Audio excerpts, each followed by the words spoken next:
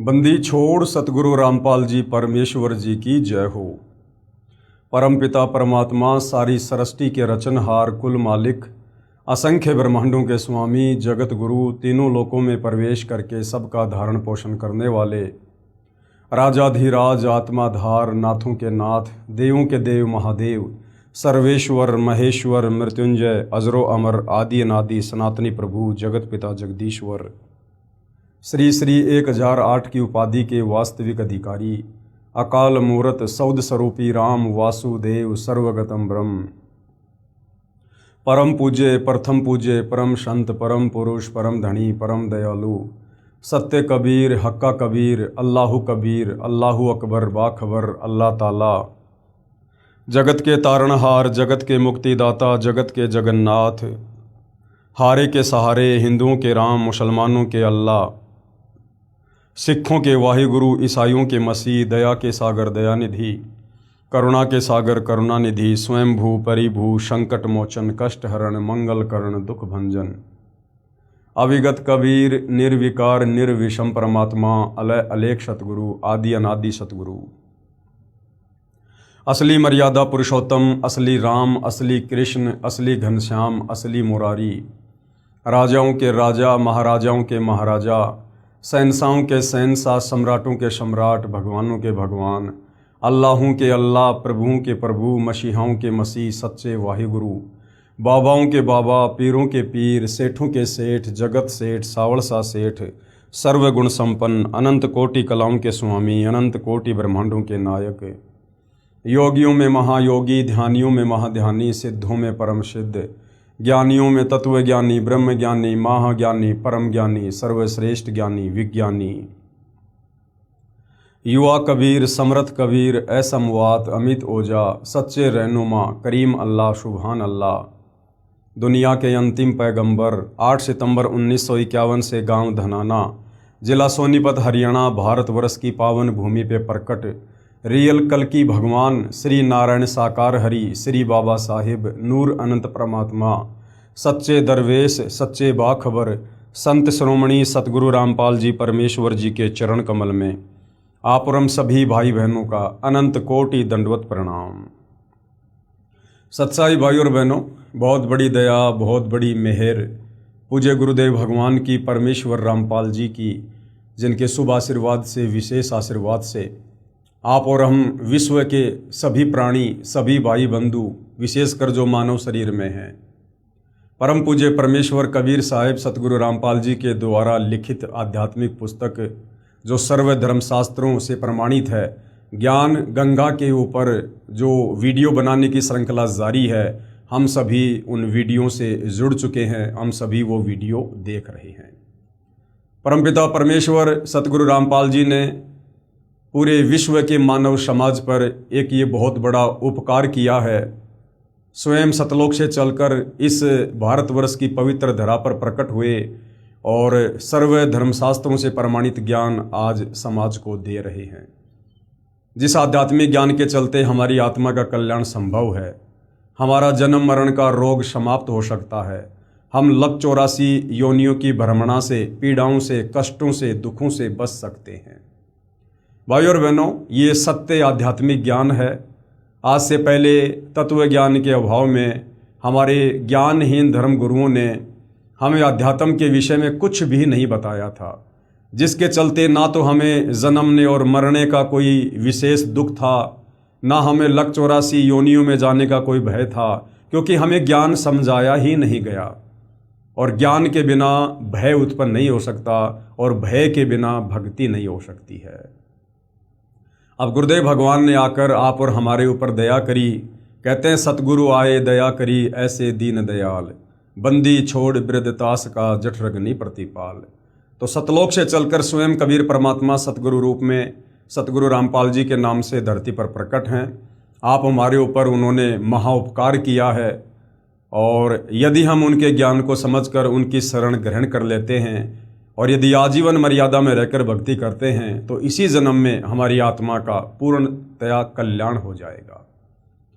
लेकिन भाई और बहनों, इससे पहले हमने ज्ञान को समझना बेहद ज़रूरी है, क्योंकि ज्ञान सतगुरु रामपाल जी के भक्ति मार्ग की रीढ़ की हड्डी है।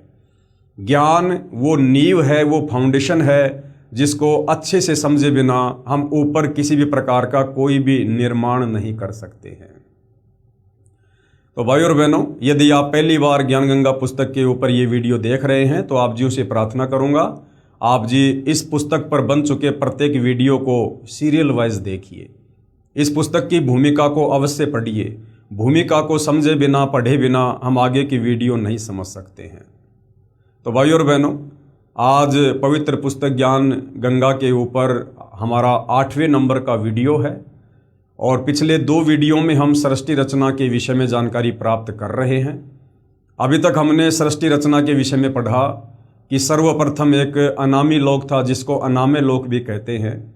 उस अनामी लोक में कबीर परमात्मा, सत्य पुरुष, परम अक्षर ब्रह्म, पूर्ण ब्रह्म, अकाल मूर्त, सौद स्वरूपी राम, जो उस कबीर परमात्मा के उपमात्मक नाम है, उनकी पदवियों के नाम है। तो अनामी लोक में कबीर परमात्मा अकेले स्वयं ही रहते थे। उसके बाद परमेश्वर के मन में ख्याल आया, विचार आया। उन्होंने अनामी लोक के नीचे 3 और अविनाशी लोकों की रचना की, अगम लोक, अलख लोक और सत्य लोक। और उन तीनों लोकों में कबीर परमात्मा स्वयं ही अपने अन्य रूपों में विराजमान हुए। अगम लोक में विराजमान होने के कारण अगम पुरुष कहलाए और अलख लोक में विराजमान होने के कारण अलख पुरुष कहलाए और सत्य लोक में विराजमान होने के कारण सत्य पुरुष कहलाए। उसके बाद सर्वप्रथम कबीर परमात्मा ने, परम अक्षर ब्रह्म ने सतलोक में सृष्टि की रचना करने की सोची। उसके लिए परमात्मा ने सर्वप्रथम एक शब्द से 16 द्वीपों की रचना की, फिर 16 शब्द उच्चारण करके अपने 16 पुत्रों की उत्पत्ति की और अपने प्रत्येक पुत्रों को एक एक द्वीप में रहने का आदेश दिया। उसके बाद कबीर परमात्मा, सत्य पुरुष, पूर्ण ब्रह्म ने, अविनाशी परमात्मा ने अपने 12वें नंबर के पुत्र अचिंत से कहा कि बेटा, आप सतलोक में मेरे द्वारा दी गई शब्द शक्ति से आप सृष्टि की रचना करो। अचिंत ने अपने शब्द से एक आत्मा की उत्पत्ति की जिसको अक्षर पुरुष का नाम दिया गया, जिसको पर ब्रह्म भी कहते हैं। अक्षर पुरुष मानसरोवर में जाकर सो गया, जो सतलोक में ही है। काफ़ी युगों तक जब निंद्रा से नहीं उठा तो अचिंत ने पूर्ण ब्रह्म कबीर परमात्मा से अर्ज की कि हे परमात्मा, अक्षर पुरुष मानसरोवर में गहरी निंद्रा में सो गया है, उसके बिना सृष्टि नहीं रची जा रही है। तब कबीर परमात्मा, पूर्ण ब्रह्म, सत्य पुरुष कबीर देव ने कहा कि बेटा, तुम्हारे बस की बात सृष्टि की रचना करना है भी नहीं। ये तो तुम्हारे को एक झटका दिया गया है, तुम्हारे को एक ट्रेलर दिखाया गया है कि समर्थ का काम उसी को साजे और करे तो मूर्ख बाजे। आगे से तुम किसी भी प्रकार से मेरे कार्यों में टांग अड़ाने की कोशिश ना करना। फिर कबीर परमात्मा, सत्य पुरुष ने मानसरोवर के जल को अपने हाथ में लिया, अपनी वचन शक्ति से एक अंडा बनाया, उस अंडे में एक आत्मा प्रवेश की और अंडे को मानसरोवर के जल में अक्षर पुरुष जो निंद्रा में सोया हुआ था उसको जगाने के लिए छोड़ा। अंडा अंदर गया, अंडे की गड़गड़ाहट की आवाज़ से अक्षर पुरुष की निंद्रा भंग हुई और उसी समय कबीर परमात्मा जी ने आकाशवाणी की कि भाई, तुम दोनों क्षर पुरुष यानी ज्योति निरंजन, जो अंडे के अंदर आत्मा थी, जिसको आगे चलकर काल भी कहा गया है, कि तुम दोनों मानसरोवर से बाहर आओ। दोनों आत्मा मानसरोवर से बाहर आई और दोनों को कबीर परमात्मा, सत्य पुरुष, अकाल मूर्त, सौद स्वरूपी राम ने आदेश दिया कि तुम दोनों अपने बड़े भाई अचिंत के साथ उसी के लोक में रहो। तीनों आत्मा यानी अचिंत और क्षर पुरुष, जिसको परमात्मा ने अंडे में प्रवेश करके मानसरोवर में छोड़ा था, वो क्षर पुरुष जिसको आगे चलकर काल भी कहा गया है, और अक्षर पुरुष जो मानसरोवर में सोया हुआ था, वो तीनों एक ही लोक में रहने लगे। आगे चलकर क्षर पुरुष यानी काल के मन में एक दोष उत्पन्न हुआ। उसने अलग से राज्य प्राप्ति के लिए और तप करना प्रारंभ किया। 3 बार उसने तप किया। 3 बार के तप के प्रतिफल में परमात्मा ने उसे 21 ब्रह्मांड दिए और सृष्टि को रचने की सामग्री 3 गुण और 5 तत्व दिए। और तीसरी बार के तप में जब उसने आत्माएं मांगी तो कबीर परमात्मा ने कहा कि भाई, आत्मा मैं किसी भी कीमत पर नहीं दे सकता, ये मेरे अंश हैं, ये मेरे बच्चे हैं। हाँ, यदि कोई अपनी सहमति से, अपनी स्वीकृति से, अपनी इच्छा से तेरे साथ जाना चाहता है तेरे 21 ब्रह्मांडों में, तो मैं भेज सकता हूँ, क्योंकि कबीर परमात्मा जी को पता था कि जब ये काल तप कर रहा था उस समय बहुत सी आत्माओं ने इस काल के ऊपर अपनी आसक्ति व्यक्त की कि देखो भाई कितना भयंकर तप कर रहा है, एक पैर पर खड़ा है, 70 युग प्लस 64 युग। तो आप और हम जितनी भी आत्माएं वर्तमान में काल के 21 ब्रह्मांड में फंसी पड़ी हैं, देवी देवताओं से लेकर ब्रह्मा विष्णु महेश से लेकर मानव शरीरधारी प्राणियों से लेकर गधे कुत्ते सूअर, हम सभी ने वहाँ पर काल के ऊपर आसक्ति व्यक्त की और अपने परमात्मा से अपना मन हटा लिया। ऊपर से हम दिखावा करते रहे कि परमात्मा जी हम आपको मानते हैं, लेकिन अंदर से काल के प्रति विशेष प्यार विशेष प्रेम उत्पन्न हो गया। हम पतिव्रता पद से नीचे गिर गए और पतिव्रता पद से नीचे गिरने के बाद आत्मा सतलोक में नहीं रह सकती है। उसके बाद परमात्मा ने सबसे पहले हाथ खड़ा करके काल के 21 ब्रह्मांड में जाने की स्वीकृति देने वाली आत्मा को एक युवा लड़की बनाया जिसका नाम आदि माया अष्टरा रखा, अष्टंगी रखा, जिसको आगे चलकर दुर्गा का नाम दिया गया। उसको परमात्मा जी ने काल के पास छुड़वा दिया। लड़की का युवा शरीर होने के कारण, रंग रूप निखरा होने के कारण उधर से क्षर पुरुष यानी ज्योति निरंजन के मन में दोष उत्पन्न हुआ, क्योंकि उसने पहले ही अपनी नादानी से 3 गुण परमात्मा से प्राप्त कर लिए थे, रजगुण सतगुण तम गुण। तो रजगुण के कारण उसमें काम वासना उत्पन्न हुई और उसने दुर्गा के साथ जबरदस्ती करने की कोशिश की। तो दुर्गा ने अंत में उसके मुख के माध्यम से उसके पेट में शरण ली और वहाँ बैठकर अपने पिता कबीर भगवान से याचना की कि हे परमात्मा मेरी रक्षा करो, इस क्षर पुरुष से मेरी रक्षा करो। परमात्मा जी वहाँ गए, काल के पेट से दुर्गा को बाहर निकाला और उसके बाद उनको श्राप दिया कि भाई आज के बाद तेरा नाम काल होगा, तू प्रतिदिन 1 लाख मानव शरीरधारी आत्माओं का आहार किया करेगा और अब मैं तुझे यहाँ सतलोक से 16 संकोच की दूरी पर निष्कासित करता हूँ। इतना कहकर परमेश्वर जी ने उसको श्राप दिया और उसी समय काल के 21 ब्रह्मांड जो पहले सतलोक में ही थे वहाँ से विमान की तरह चल पड़े और सतलोक से 16 शंख कोश यानी 48 शंख किलोमीटर की दूरी पर आकर स्वतः ही रुक गए। उसके बाद इस काल ने दुर्गा से कहा कि अब मैं मनमानी करूंगा, अब मुझे रोकने वाला यहाँ कोई नहीं है, मुझे जो भी सज़ा मिलनी थी मिल चुकी है। दुर्गा ने फिर भी इससे प्रार्थना की कि मेरे को परमात्मा ने वचन शक्ति दे रखी है, शब्द शक्ति दे रखी है, आप जितनी आत्मा चाहोगे मैं वचन से पैदा कर दूंगी, आप ये गंदा कर्म शुरू मत करो, मैथुन क्रिया, ये शारीरिक संभोग वाली क्रिया जो है आप शुरू मत करो, जीव बहुत ज़्यादा दुखी हो जाएंगे। लेकिन काल ने एक नहीं सुनी और दुर्गा के साथ ज़बरदस्ती जो है दुर्गा को भी विषय वासनाओं से प्रेरित करके और 3 पुत्रों ब्रह्मा विष्णु महेश की रचना की। 21 ब्रह्मांड में बहुत सारी उसने रचना की, 3 लोक रचे।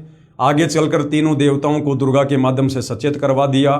समुद्र मंथन के दौरान ब्रह्मा जी को वेद दिए, ब्रह्मा ने वेद पढ़े और वेदों से ब्रह्मा को पता चला कि कोई पूर्ण परमात्मा है, वो सशरीर है। और ब्रह्मा जी ने फिर उस परमात्मा की प्राप्ति के लिए 4 युग तप किया, लेकिन परमात्मा नहीं मिले।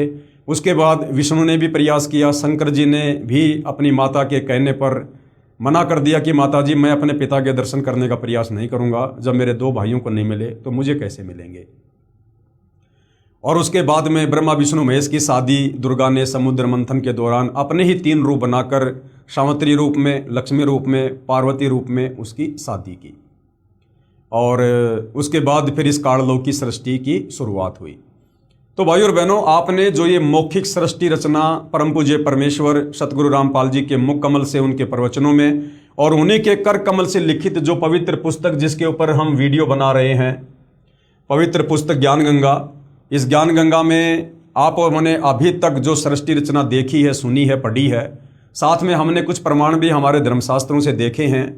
अब हमारे वेदों में 4 वेद हैं, यजुर्वेद, सामवेद, ऋग्वेद, अथर्ववेद। अब इन वेदों में सृष्टि रचना का प्रमाण कहाँ है? जो सृष्टि रचना सतगुरु रामपाल जी ने बताई है, इन वेदों में, गीता जी में या अन्य महापुरुषों की लेखनी में, उनके ग्रंथों में यदि हमें इसी सृष्टि रचना का ज्यों का त्यों हमें ये प्रमाण मिल जाए तो हमारी आत्मा इस बात को स्वीकार कर लेगी कि वास्तव में बात हमारी यहीं से बिगड़ी है और हम तो इस काल के लोक में जेल काट रहे हैं, ताकि हमारी भक्ति में रुचि बढ़े। तो भाइयों और बहनों, अभी तक हमने काल के विषय में कंप्लीट जानकारी प्राप्त की है। अब हम काल के बाद जो अक्षर पुरुष था, जो मानसरोवर में जाकर सो गया था, जिसने अपने कार्य में गफलत की, क्योंकि अचिंत ने उसको अपनी शब्द शक्ति से उत्पन्न किया था सृष्टि रचना में सहयोग के लिए, लेकिन उसने अपने कार्य में गफलत की और वो मानसरोवर में जाकर गहरी निंद्रा में सो गया। दूसरी गलती उसकी ये बनी कि जब परमात्मा ने एक अंडा बनाकर और अंडे में एक आत्मा को प्रवेश करके जब उसको जगाने के लिए नीचे छोड़ा, तो उसने अंडे को उसने गुस्से से देखा, जिससे अंडा दो भाग हो गया। यानी उसने गुस्सा किया। इन दो कर्मों की सजा उस अक्षर पुरुष को भी मिली। और किस प्रकार से फिर आगे चलकर परमात्मा ने अक्षर पुरुष को यानी परब्रह्म को भी सतलोक से निष्कासित किया, हम इसके विषय में आज सृष्टि रचना में आगे जानकारी प्राप्त जो है वो करेंगे। ये पवित्र पुस्तक ज्ञान गंगा संपूर्ण सृष्टि रचना पेज नंबर 43 है। परब्रह्म, ये परब्रह्म कौन है? गीता अध्याय 15 श्लोक नंबर 16 में जिन दो भगवानों का जिक्र है, क्षर और अक्षर। क्षर यानी ये काल ज्योति निरंजन दुर्गा का पति ब्रह्मा विष्णु महेश का पिता, और अक्षर ये परब्रह्म है जिसके 7 संख्य ब्रह्मांड हैं। परब्रह्म के 7 संख्य ब्रह्मांडों की स्थापना कबीर परमेश्वर यानी कबीर देव ने आगे बताया है कि परब्रह्म यानी अक्षर पुरुष ने अपने कार्य में गफलत की, क्योंकि यह मानसरोवर में सो गया। तथा जब परमेश्वर यानी मैंने अर्थात कबीर साहिब ने उस सरोवर में अंडा छोड़ा, तो अक्षर पुरुष यानी परब्रह्म ने उसे क्रोध से देखा। यानी भाइयों और बहनों, परमात्मा का विधान है उनकी शरण में आने के बाद या उनकी ज्यूरिडिक्शन में रहते सहते यदि हम उनके विधान को तोड़ेंगे, कोई भी गफलत करेंगे, उस कर्म का हमें दंड भोगना पड़ेगा। तो जब परमात्मा ने अंडा जल में छोड़ा था तो अक्षर पुरुष ने उसको क्रोध से देखा, जबकि सतलोक में ये क्रोध करने की अनुमति नहीं है, वहाँ पर गुस्सा करने की अनुमति नहीं है। लेकिन इस अक्षर पुरुष ने परब्रह्म ने परमात्मा के विधान को तोड़ा, जिस कारण से उसे दंड भोगना पड़ा। उस सरोवर में अंडा छोड़ा तो अक्षर पुरुष यानी परब्रह्म ने उसे क्रोध से देखा।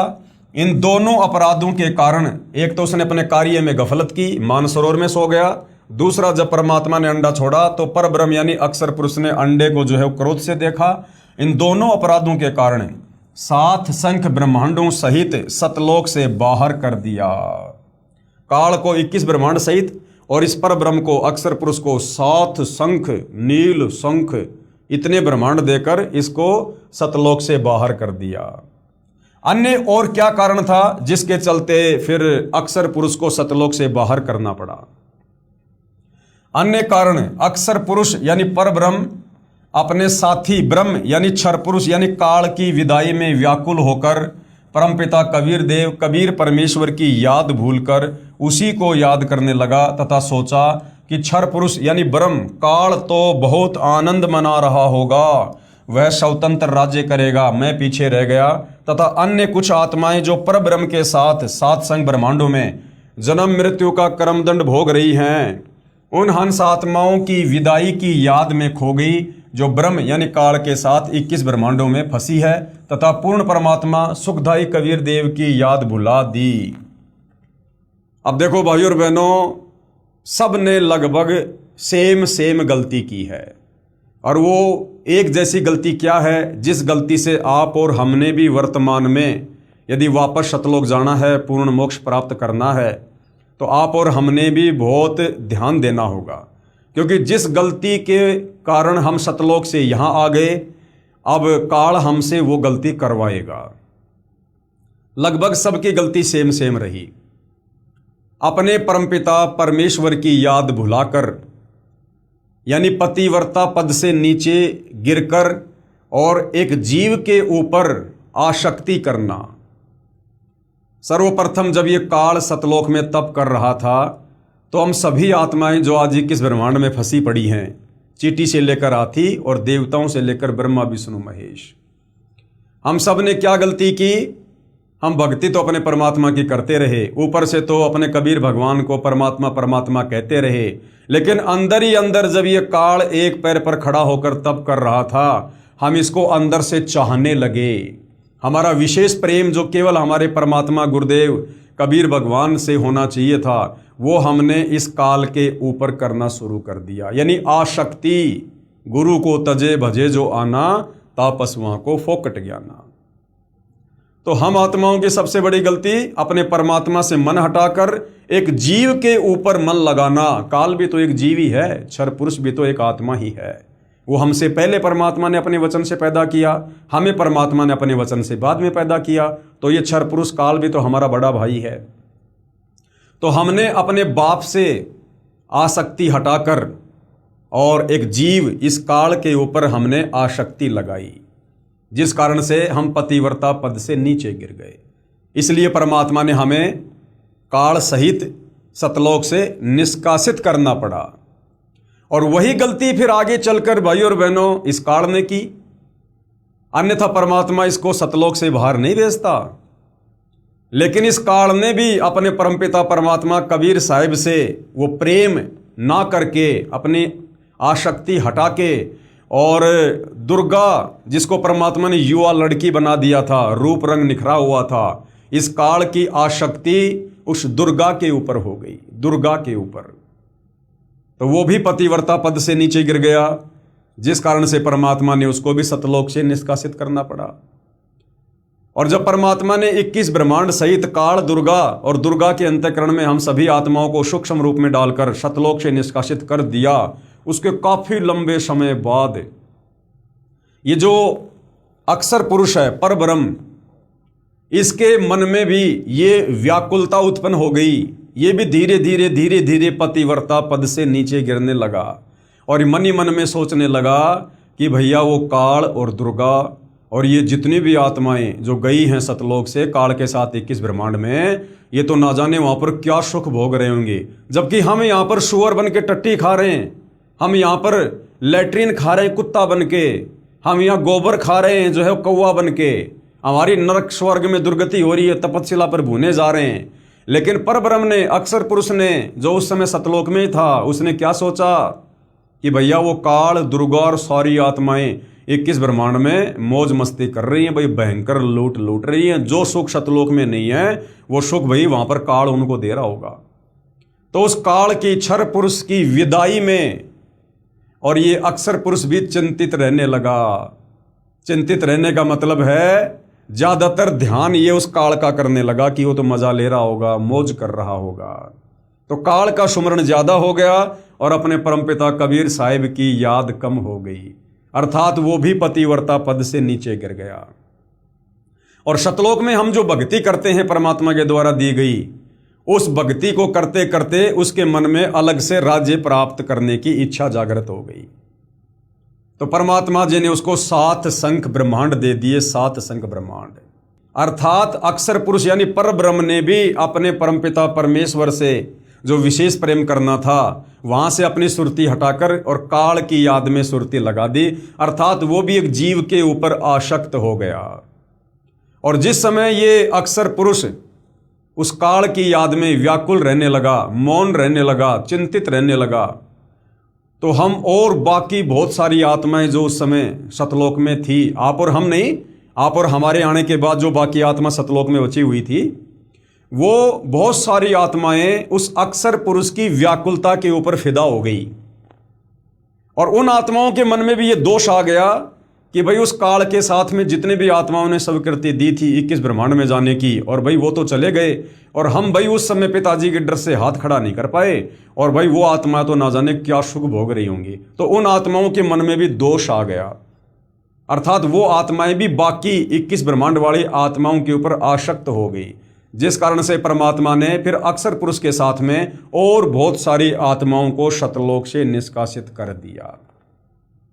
तो भाई और बहनों, कहने का मतलब है अपने परमपिता परमेश्वर कबीर साहिब यानी अपने गुरुदेव भगवान से आस्था हटाकर यदि हमने किसी भी पॉइंट पर किसी भी कारण से, चाहे कोई अच्छा बोलता हो, चाहे मीठा बोलता हो, चाहे कोई दिन रात भक्ति करता हो, चाहे कोई कितना ही सुंदर हो, चाहे कोई गुरुजी के परिवार से हो, चाहे कैसे भी हो, कोई भी हो, चाहे कोई पैसे वाला हो, चाहे कोई सुंदर हो, चाहे कोई स्त्री हो, चाहे कोई पुरुष हो, यदि आप और हमने वर्तमान में इस पृथ्वी लोक पर साक्षात वही कबीर भगवान पूज्य गुरुदेव सतगुरु रामपाल जी के नाम से हमें प्राप्त हैं, यदि आज हमने ये सृष्टि रचना सुनकर, इतना ज्ञान सुनकर, उनसे उपदेश लेकर यदि आज हमने अपने गुरुदेव भगवान के अलावा पतिव्रता पद से नीचे गिरकर अगर किसी भी जीव पर, क्योंकि 21 ब्रह्मांड में गुरुदेव के अलावा सब जीव हैं काल से लेकर चींटी तक, यदि हमने किसी के ऊपर भी विशेष आसक्ति दिखाई, आसक्ति लगाई, तो भाइयों और बहनों हमारी बात फिर से बिगड़ जाएगी। और इसके बहुत सारे उदाहरण हैं। एक उदाहरण आपको अब्राहिम सुल्तान का भी दिया जाता है। अब्राहिम सुल्तान जो बलख बुखारे का बादशाह था, जिसके ठाट बाट इतने अजब गजब थे, देवताओं का राजा इंद्र भी शर्मा जाया करता था कि भाई ऐसे ठाट बाट तो मेरे भी नहीं हैं जो बलख बुखारे के बादशाह अब्राहिम सुल्तान के हैं। परमात्मा ने तरह तरह से बहुत सारी घटनाओं को जन्म देकर उस आत्मा में वैराग्य पैदा किया और अंत में वो अब्राहिम सुल्तान उस ठाट बाट को छोड़कर, राज्य को छोड़कर और घर से बाहर निकल गया परमात्मा की भक्ति के लिए, और जंगल में रहकर लकड़ियां तोड़कर अपना शहर में बेचकर जीवन यापन करने लगा, अपनी भक्ति करने लगा। बीच बीच में परमात्मा के सत्संग सुनने के लिए आश्रम में भी जाया करता था।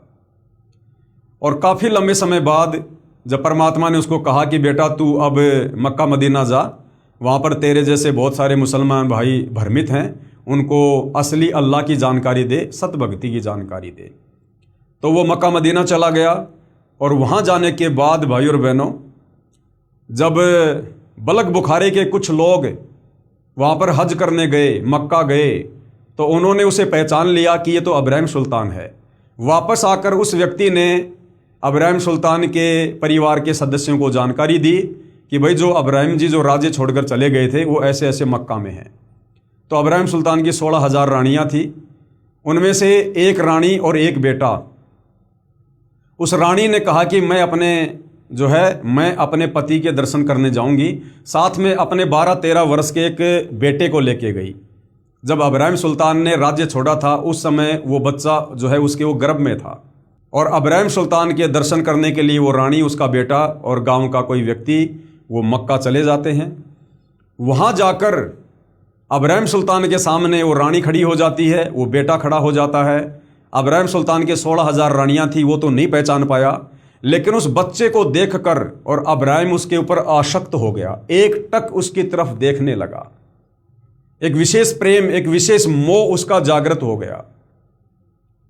और फिर उस व्यक्ति ने बताया कि अब्राहिम जी, ये स्त्री आपकी रानी है जिसको आप छोड़ के आ गए थे, और ये बेटा आप ही का है। जब आप बलख बुखारे को छोड़ के आए थे उस समय ये इसके जो है वो गर्भ में था।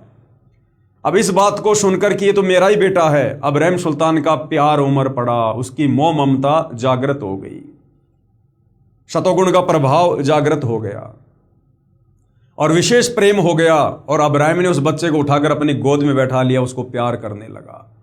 उसी समय भाइयों और बहनों कबीर परमात्मा जी की आकाशवाणी हुई कि ऐ अब्राहिम सुल्तान, अब तू मेरे किसी काम का नहीं है।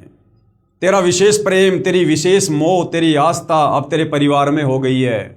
अब तू ये भक्ति कर या ना कर, चाहे भक्ति छोड़ दे, तू अपने घर चला जा। अब तेरी आस्था मेरे अंदर नहीं है। गुरु को तजे भजे जो आना, ता पशुओं को फोकट ज्ञाना। ये आकाशवाणी सुनकर अचानक से उसकी जो वो मूर्छा थी वो टूटी और अपनी गलती को लेकर रोने लगा, पछताने लगा, परमात्मा से माफ़ी मांगी। तो भाइयों और बहनों, यदि हमने अपने गुरुदेव, अपने परमात्मा से आस्था हटाकर यदि कार, कोठी, बेटा, बेटी यानी किसी भी वस्तु पर यदि हमने यहाँ पर लगाई, तो भाइयों और बहनों आप और हमारा फिर से काम बिगड़ जाएगा। तो आप और हमने ये बहुत ही सावधानी रखनी है, और ये सावधानी रखी जाएगी जब हम ज्ञान को अच्छे से सुनेंगे, और ज्ञान के साथ साथ हमें भक्ति की शक्ति भी चाहिए।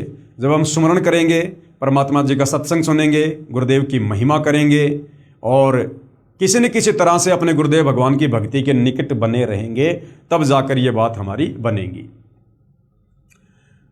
उन हंस आत्माओं की विदाई की याद में खो गई जो ब्रह्म यानी काल के साथ 21 ब्रह्मांडों में फंसी हैं, तथा पूर्ण परमात्मा सुखदाई कबीर देव की याद बुला दी।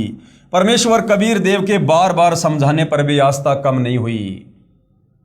जो आत्माएं परब्रह्म के ऊपर आसक्त हो गई और 21 ब्रह्मांड में आ चुकी अन्य आत्माओं के ऊपर आसक्त हो रही थी सतलोक में बैठी बैठी, उनको भी परमात्मा ने बहुत समझाया था, बहुत आकाशवाणी की, लेकिन उन्होंने भी ध्यान नहीं दिया। परब्रह्म यानी अक्षर पुरुष ने सोचा कि मैं भी अलग स्थान प्राप्त करूं तो अच्छा रहेगा। ये सोचकर राज्य प्राप्ति की इच्छा से सार नाम का जाप प्रारंभ कर दिया। इसी प्रकार अन्य आत्माओं ने जो परब्रह्म के सत्संग ब्रह्मांडों में फंसी हैं, सोचा कि वे जो ब्रह्म के साथ यानी काल के साथ आत्माएं गई है ना, वे तो वहां मौज मस्ती मनाएंगे और हम पीछे रह गए। परब्रह्म यानी अक्षर पुरुष के मन में भी ये धारणा बनी कि क्षर पुरुष यानी काल अलग होकर बहुत सुखी होगा, कि वो काल तो 21 ब्रह्मांडों में बहुत ज्यादा सुखी होगा, जबकि यहां पर काल ने सबके घुटने तोड़ रखे हैं, काल खुद भी महादुखी है। ये विचार कर अंतरात्मा से भिन्न स्थान प्राप्ति की ठान ली। परब्रह्म यानी अक्षर पुरुष ने हठ योग नहीं किया, उस अक्षर पुरुष ने एक पैर पे खड़ा होकर कोई तप नहीं किया, वो केवल व्याकुल रहने लगा। उसने अपनी आस्था परमात्मा से हटाकर काल के ऊपर लगा दी, परंतु केवल अलग राज्य प्राप्ति के लिए सहज ध्यान योग विशेष कषक के साथ करता रहा। अलग स्थान प्राप्त करने के लिए पागलों की तरह विचरने लगा, खाना पीना भी त्याग दिया। अन्य कुछ आत्माएं जो पहले काल ब्रह्म के साथ गई आत्माओं के प्रेम में व्याकुल थी, वे अक्षर पुरुष के यानी परब्रह्म के वैराग्य पर आसक्त होकर उसे चाहने लगी। पूर्ण प्रभु के पूछने पर परब्रह्म ने अलग स्थान मांगा। जब कबीर परमात्मा जी ने पूछा कि भाई तुझे क्या चाहिए, तू ऐसे गुमसुम क्यों है, खाना पीना क्यों छोड़ दिया, तो परब्रह्म यानी अक्षर पुरुष ने अलग स्थान मांगा कि भगवान मुझे भी अलग से राज्य दे दो जैसे आपने काल को दिए थे। तथा कुछ हंस आत्माओं के लिए भी याचना की और कहा कि मुझे कुछ आत्माएं भी दे दो जैसे आपने काल को दी। तब कबीर देव यानी कबीर परमेश्वर ने कहा कि जो आत्मा आपके साथ अपनी इच्छा से जाना चाहे उसे भेज देता हूं। पूर्ण प्रभु यानी कबीर देव ने पूछा कि कौन हंस आत्मा परब्रह्म के साथ जाना चाहता है, सहमति व्यक्त करो। बहुत समय उपरांत एक हंस ने स्वीकृति दी, यानी सेम टू सेम वही काम हुआ।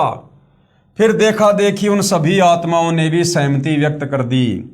सर्वप्रथम स्वीकृति देने वाले हंस को स्त्री रूप बनाया, उसका नाम ईश्वरी माया यानी प्रकृति सुरती रखा तथा अन्य आत्माओं को उस ईश्वरी माया में प्रवेश करके अचिंत द्वारा अक्षर पुरुष परब्रह्म के पास भेजा।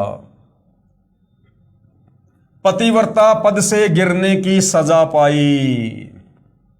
क्या सजा पाई? पतिव्रता पद से नीचे गिरने की। पतिव्रता पद यानी अपने परम पिता परमेश्वर, अपने पति परमेश्वर कबीर साहिब से आस्था कम करके और एक जीव के ऊपर आस्था लगा ली, तो पतिव्रता पद से गिरने की सजा पाई।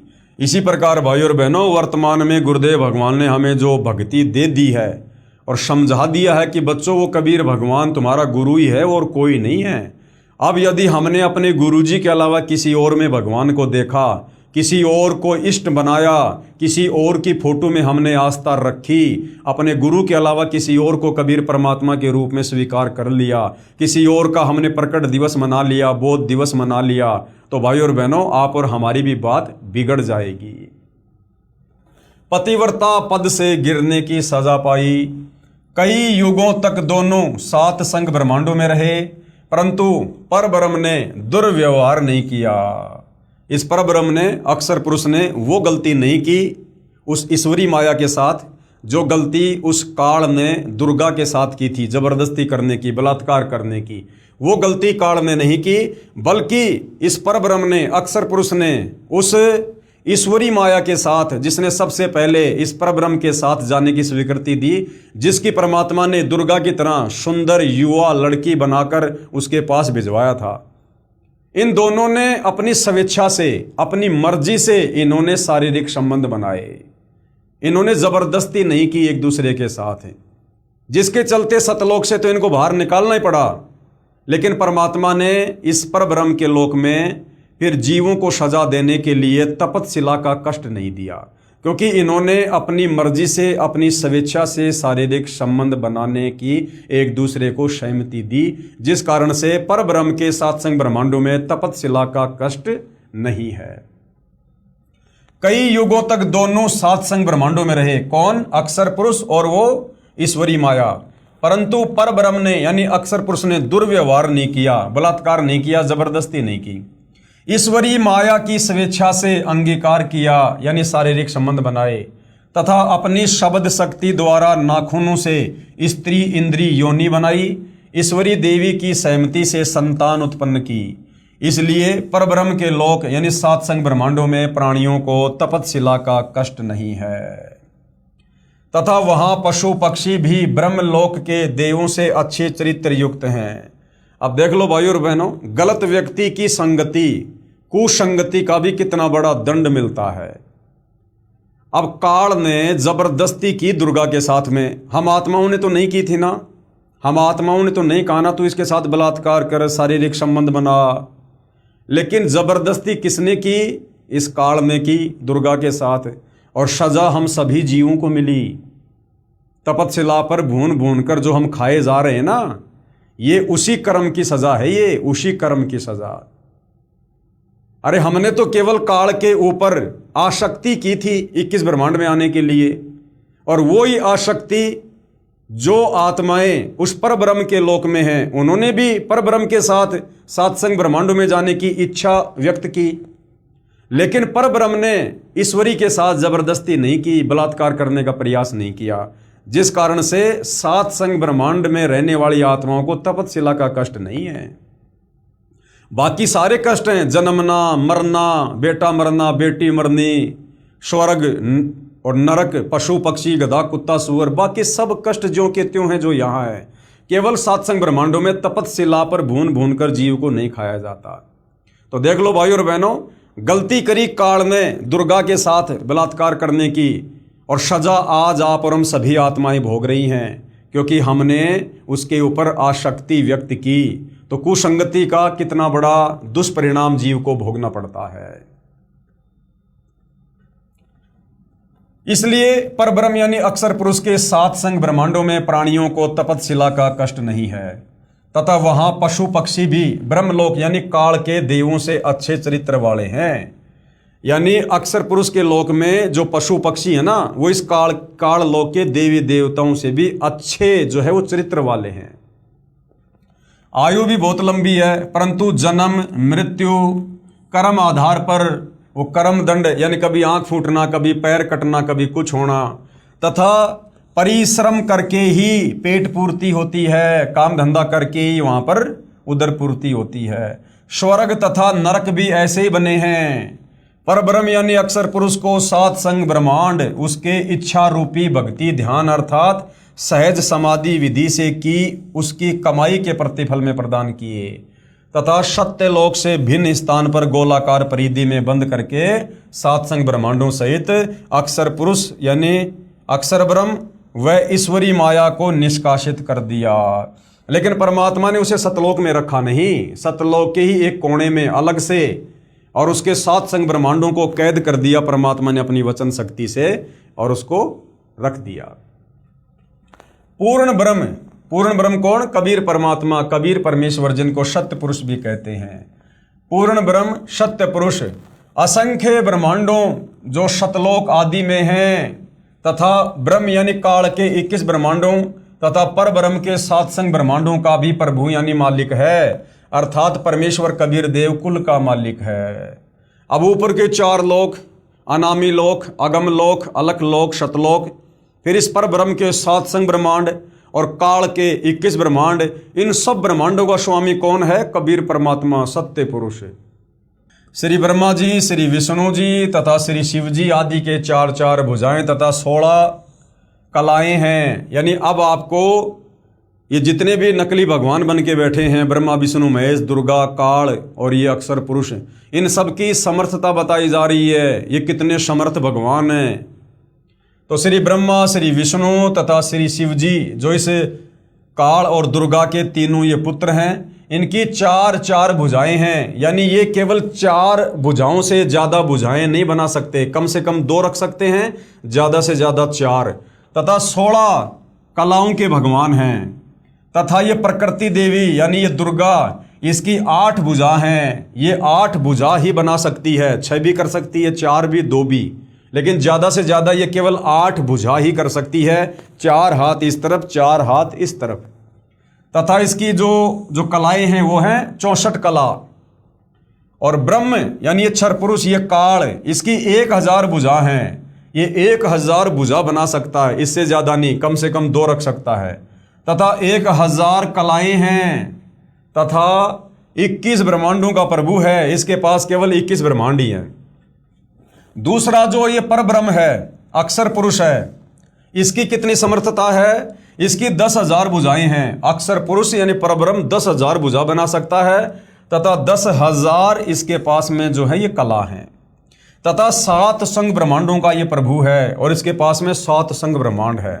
लेकिन जो पूर्ण ब्रह्म है, पूर्ण परमात्मा है, कबीर साहिब हैं, वो कितने समर्थ हैं? उनकी समर्थता बताई जा रही है। पूर्ण ब्रह्म परम अक्षर पुरुष अर्थात सत्य पुरुष की असंख्य भुजाएं, कोई गिनती ही नहीं है, काउंटलेस, तथा असंख्य कलाएं हैं, अनंत कोटि कलाओं के स्वामी हैं कबीर भगवान, तथा ब्रह्म के 21 ब्रह्मांड और परब्रह्म के 7 संग ब्रह्मांडों सहित असंख्य ब्रह्मांडों का स्वामी भी कबीर परमात्मा है। प्रत्येक प्रभु अपनी सर्व भुजाओं को समेट कर केवल 2 भुजाएं भी रख सकते हैं तथा जब चाहें सर्व भुजाओं को भी प्रकट कर सकते हैं। और पूर्ण परमात्मा यानी कबीर परमात्मा परब्रह्म के प्रत्येक ब्रह्मांड में भी अलग अलग स्थान बनाकर अन्य रूप में गुप्त रहता है। कबीर परमात्मा जी अक्षर पुरुष के 7 संग ब्रह्मांडों के प्रत्येक ब्रह्मांड में यानी एक एक ब्रह्मांड में परमात्मा कबीर भगवान अलग अलग रूप बनाकर, अलग अलग जगह बनाकर वहाँ भी परमात्मा रहता है। वहाँ की आत्माओं को भी परमात्मा, जो गलती उन्होंने सतलोक में की थी, वो सृष्टि रचना परमात्मा उनको भी समझाता है, उनसे भी परमात्मा भक्ति करवाता है, जैसे यहाँ आकर आप और हमसे करवा रहे हैं। पूर्ण परमात्मा यानी कबीर भगवान परब्रह्म यानी अक्षर पुरुष के प्रत्येक ब्रह्मांड में भी अलग स्थान बनाकर अन्य रूप में गुप्त रहता है। जैसे यहां पर परमात्मा ने काल के 21 ब्रह्मांड में मिनी सतलोक बना रखा है। यूं समझो जैसे एक घूमने वाला कैमरा बाहर लगा देते हैं तथा अंदर टेलीविजन रख देते हैं। टीवी पर बाहर का सारा दृश्य नजर आता है तथा दूसरा टीवी बाहर रखकर अंदर का कैमरा स्थायी करके रख दिया जाए, उसमें केवल अंदर बैठे प्रबंधक का चित्र दिखाई देता है, जिसे सर्व कर्मचारी सावधान रहते हैं। इसी प्रकार पूर्ण परमात्मा अपने सतलोक में बैठकर सभी को नियंत्रित किए हुए है तथा प्रत्येक ब्रह्मांड में भी सतगुरु कबीर देव विद्यमान रहते हैं। जैसे सूर्य दूर होते हुए भी अपना प्रभाव अन्य लोकों में बनाए हुए है। यानी क्या समझाया गया है, परमात्मा कैसे सर्व ब्रह्मांडों को कंट्रोल करते हैं। जैसे एक मैनेजर होता है, मैनेजर वो अपनी केबिन में अपने ऑफिस में बैठा होता है और उसके सामने कंप्यूटर होता है और बाकी जो कंपनी होती है, कंपनी में हर जगह कैमरे लगे होते हैं, अंदर बाहर हर जगह।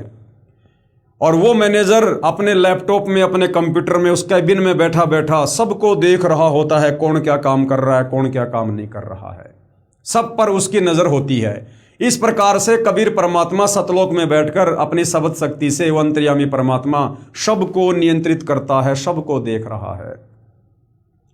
और जैसे एक बाहर लैपटॉप रख दिया जाए, किसी कंपनी में किसी एक जगह पर लैपटॉप रख दिया जाए जहां पर हजारों लेबर काम कर रही है, मजदूर काम कर रहे हैं, और उस लैपटॉप का जो कनेक्शन है एक कैमरे से जोड़कर उस मैनेजर की जो है वो केबिन में रख दिया जाए, तो मैनेजर तो अकेला बैठा है उस केबिन में, लेकिन बाहर जो कंप्यूटर रखा है उस कंप्यूटर में हजारों मजदूर उस मैनेजर को वहां पर देख रहे हैं।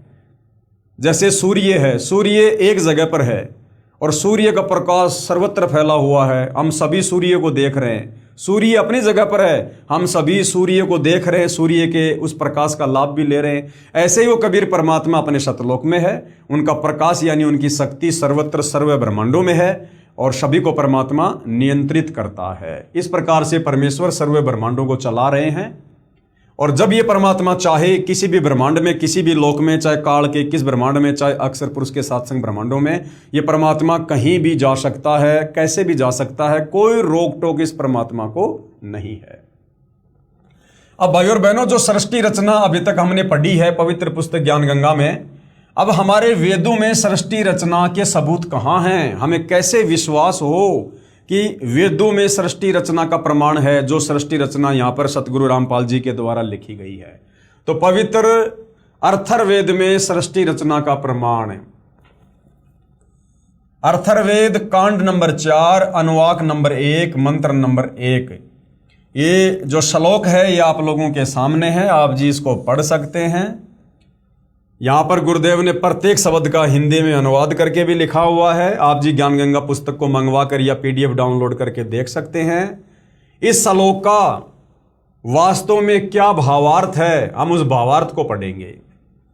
पवित्र वेदों को बोलने वाला ब्रह्म काल कह रहा है कि सनातन परमेश्वर ने, यानी कबीर परमात्मा ने, सनातन का मतलब होता है जो सदा से है, तो ये काल ब्रह्म क्या कह रहा है कि सनातन परमेश्वर यानी कबीर जी ने स्वयं अनामे यानी अनामी लोक से सत्य लोक में प्रकट होकर अपनी सूझबूझ से कपड़े की तरह रचना करके ऊपर के शतलोक आदि को सीमा रहित स्वयं प्रकाशित अजर अमर अर्थात अविनाशी ठहराए तथा नीचे के यानी अक्षर पुरुष के परब्रह्म के सात संग ब्रह्मांड तथा ब्रह्म के 21 ब्रह्मांड व इनमें छोटी से छोटी रचना भी उसी परमात्मा ने अस्थायी की है।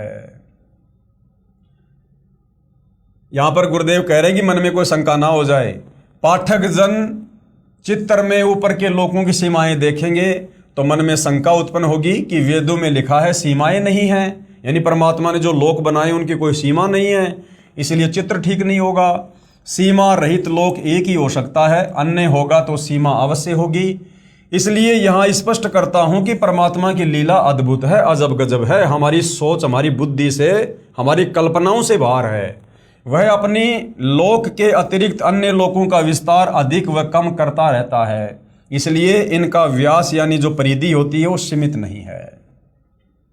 अथर्ववेद कांड नंबर 4 अनुवाक नंबर 1 मंत्र नंबर 2 में सृष्टि रचना का कहाँ क्या प्रमाण है, ये संस्कृत में श्लोक आप जियों के सामने है। यहाँ पर प्रत्येक शब्द का हिंदी में अनुवाद करके भी गुरुदेव भगवान ने लिखा हुआ है और यहाँ पर उन्होंने भावार्थ किया है। जगत पिता परमेश्वर ने यानी कबीर देव ने अपनी शब्द शक्ति से राष्ट्रीय अर्थात सबसे पहली माया राजेश्वरी उत्पन्न की, जिससे परमात्मा ने सतलोक में अन्य रचना की, जो हमने सृष्टि रचना में पढ़ा, जिसका प्रमाण ये अथर्ववेद दे रहा है। तथा उसी पराशक्ति के द्वारा एक दूसरे को आकर्षण शक्ति से रोकने वाले यानी गुरुत्वाकर्षण शक्ति से रोकने वाले कभी न समाप्त होने वाले गुण से उपरोक्त सर्व ब्रह्मांडों को स्थापित किया। फिर आगे अथर्ववेद में सृष्टि रचना का और कहाँ क्या प्रमाण है। अथर्ववेद कांड नंबर 4 अनुवाक नंबर 1 मंत्र नंबर 3, ये संस्कृत में श्लोक आप जियों के सामने है। ये श्लोक इसलिए लिखे जा रहे हैं ताकि कोई संस्कृत का ज्ञाता हो जिसे अपनी विद्वता के ऊपर बहुत ज़्यादा अभिमान हो या जो वास्तव में परमात्मा के विषय में जानना चाहता हो वो ढंग से देख ले, पढ़ ले और ये वेद लाकर मिलान कर ले ताकि मन में कोई शंका ना रहे। यहाँ गुरुदेव ने प्रत्येक संस्कृत के शब्द का हिंदी में अनुवाद करके भी समझाया है, लिखा है। हम सीधा सीधा इसके सीधे साधे भावार्थ को पढ़ेंगे। भावार्थ, पूर्ण परमात्मा यानी कबीर देव ने अपने द्वारा रची सृष्टि का ज्ञान तथा सर्व आत्माओं की उत्पत्ति का ज्ञान अपने निजी दास को स्वयं ही सही बताता है। यह परमात्मा क्या करता है, जब भी इस पृथ्वी लोक पर आता है अपने द्वारा रची गई सृष्टि का यथार्थ ज्ञान अपने निजी दास को, अपने निजी सेवक को स्वयं ही यथार्थ बताता है। जैसे 650 साल पहले अपने निजी दास धर्मदास जी को बताया, फिर 300 साल पहले आदरणीय गरीबदास जी को बताया, दादू जी को बताया, मलुकदास जी को बताया, नानक जी को बताया। पूर्ण परमात्मा अपने द्वारा रची सृष्टि का ज्ञान तथा सर्व आत्माओं की उत्पत्ति का ज्ञान अपने निजी दास को स्वयं ही सही बताता है। और भाइयों और बहनों, अब वो समय आ गया है, इस समय परमात्मा ने सभी को सार्वजनिक तौर पर सृष्टि रचना का ज्ञान बताना है। तो परमेश्वर ने सारा भेद खोल दिया सतलोक को लेकर। अपने निजी दास को स्वयं ही सही बताता है कि पूर्ण परमात्मा ने अपने मध्य अर्थात अपने शरीर से, अपनी शब्द शक्ति से ब्रह्म यानी क्षर पुरुष यानी काल की उत्पत्ति की तथा सर्व ब्रह्मांडों को ऊपर शतलोक, अलख लोक, अगम लोक, अनामी लोक आदि तथा नीचे परब्रह्म के सात संग ब्रह्मांड तथा ब्रह्म के 21 ब्रह्मांडों को अपनी धारण करने वाली आकर्षण शक्ति से ठहराया हुआ है। जैसे पूर्ण परमात्मा कबीर परमेश्वर कबीर देव ने अपने निजी सेवक अर्थात सखा श्री धर्मदास जी, आदरणीय गरीबदास जी आदि को अपने द्वारा रची सृष्टि का ज्ञान स्वयं ही बताया। उपरोक्त वेद मंत्र भी यही समर्थन कर रहे हैं। यानी जो सृष्टि रचना पवित्र पुस्तक ज्ञान गंगा में लिखी हुई है, हमारे वेद भी उसका समर्थन कर रहे हैं। इसके बाद अर्थर्वेद कांड नंबर 4 अनुवाक नंबर 1 मंत्र नंबर 4 में सृष्टि रचना को लेकर कहाँ क्या कुछ लिखा है। संस्कृत में श्लोक आप जियों के समक्ष है। साथ में परमात्मा ने प्रत्येक शब्द का हिंदी में अनुवाद करके भी समझाया हुआ है, ताकि किसी को कोई शंका ना हो। हम सीधा सीधा इसके भावार्थ पे चलेंगे। भावार्थ, ऊपर के चारों लोक, सतलोक, अलखलोक, अगमलोक और अनामी लोक, ये तो अजर अमर स्थायी तथा अविनाशी रचे गए हैं। ये कभी खंड नहीं होते। ना ये ऊपर के चारों लोक कभी नष्ट होते हैं, ना कभी उत्पत्ति और प्रलय में आते हैं, और ना इन चारों लोकों में रहने वाली आत्माएं। हालांकि आत्मा तो नीचे के 3 लोकों में रहती है, अनामी लोक में कोई आत्मा नहीं रहती है। इन तीनों लोकों में रहने वाली आत्माओं का भी कभी विनाश नहीं होता है। तथा नीचे के ब्रह्म यानी काल तथा ये परब्रह्म अक्षर पुरुष के लोकों को अस्थायी रचना करके, यानी काल के 21 ब्रह्मांड और इस अक्षर पुरुष के 7 संग ब्रह्मांड, इनकी रचना परमात्मा ने अस्थायी की है। इनमें उत्पत्ति और प्रलय होती रहती है। तथा अन्य छोटे छोटे लोक भी उसी परमेश्वर ने रचकर स्थिर किए। अर्थर्वेद कांड नंबर 4 अनुवाक नंबर 1 मंत्र नंबर 5 में सृष्टि रचना को लेकर क्या कुछ और लिखा है। ये संस्कृत में श्लोक आप जियों के समक्ष है। साथ में परमात्मा ने प्रत्येक शब्द का हिंदी में अनुवाद भी किया है। हम सीधा सीधा भावार्थ पे चलेंगे। भावार्थ, पूर्ण परमात्मा यानी कबीर देव ने ऊपर के चारों लोकों में से जो नीचे से सबसे प्रथम अर्थात सतलोक में आष्ट्रा अर्थात अष्टंगी यानी प्रकृति देवी अर्थात दुर्गा की उत्पत्ति की। परमात्मा ने भी तो यही बताया सृष्टि रचना में कि जिन जिन आत्माओं ने इस काल ब्रह्म के साथ 21 ब्रह्मांड में जाने की स्वीकृति दी, तो सर्वप्रथम हाथ खड़ा करने वाली आत्मा को परमात्मा ने अष्टंगी यानी प्रकृति देवी दुर्गा का नाम दिया, उसकी उत्पत्ति की, युवा लड़की बनाया। यही राजाधिराज जगत गुरु पूर्ण परमेश्वर सत्य पुरुष है, जिससे सबका वियोग हुआ, जिससे सबकी उत्पत्ति हुई है। फिर सर्व प्राणी ज्योति निरंजन काल के वीर्य यानी बीज से दुर्गा यानी आष्ट्रा यानी अष्टंगी के गर्भ द्वारा उत्पन्न होकर स्वर्गलोक व पृथ्वी लोक पर निवास करने लगे। उसके बाद आप और हम सभी आत्माओं की इस काल और दुर्गा के संयोग से उत्पत्ति हुई। अर्थर्वेद कांड नंबर 4 अनुवाक नंबर 1 मंत्र नंबर 6 में सृष्टि रचना को लेकर और क्या कुछ कहा है। ये संस्कृत में श्लोक आप जियों के सामने है। गुरुदेव ने प्रत्येक शब्द का हिंदी में अनुवाद भी किया है। हम सीधा सीधा भावार्थ पे चलेंगे। भावार्थ, वही पूर्ण परमेश्वर यानी कबीर देव सत्य साधना करने वाले साधक को यानी सच्ची भक्ति करने वाले भगत को उसी पहले वाले स्थान यानी सतलोक में ले जाता है। जैसे आज आप और हम सत्य साधना कर रहे हैं, यदि अंतिम श्वास तक पतिव्रता पद पर रहकर मर्यादा में रहकर सत्य साधना करते रहे, तो परमेश्वर हमें वापस उसी सतलोक में ले जाएंगे जहां से बिछुड़ कर आए थे। वहां उस वास्तविक सुखदाई भगवान को प्राप्त करके खुशी से आत्म विभोर होकर मस्ती से स्तुति करता है कि हे परमात्मा, असंख्य जन्मों के भूले भटकों को वास्तविक ठिकाना मिल गया। इसी का प्रमाण पवित्र ऋग्वेद मंडल 10 सूक्त 90 मंत्र 16 में भी है। आदरणीय गरीबदास जी को इसी प्रकार पूर्ण परमात्मा कबीर देव कबीर परमेश्वर स्वयं शत भक्ति प्रदान करके शतलोक लेकर गए थे। तब अपनी अमृतवाणी में आदरणीय गरीबदास जी महाराज ने आंखों देखकर कहा, क्या कहा? गरीब अजब नगर में ले गए हमको सतगुरु आन, और जिलके बिंब अगाध गति हम सूते चादर तान। क्या कहा आदरणीय गरीबदास जी ने कि अजब नगर में ले गए। ऐसा अजब गजब नगर यानी देश यानी ब्रह्मांड हमने आज से पहले कभी नहीं देखा, जहां इतने सुख हैं, इतने वैभव हैं। अजब नगर में ले गए हमको सतगुरु आन, यानी कबीर परमात्मा खुद जिंदा बाबा के रूप में गांव छुड़ानी में आए और मेरी आत्मा को अजब नगर सतलोक में ले गए।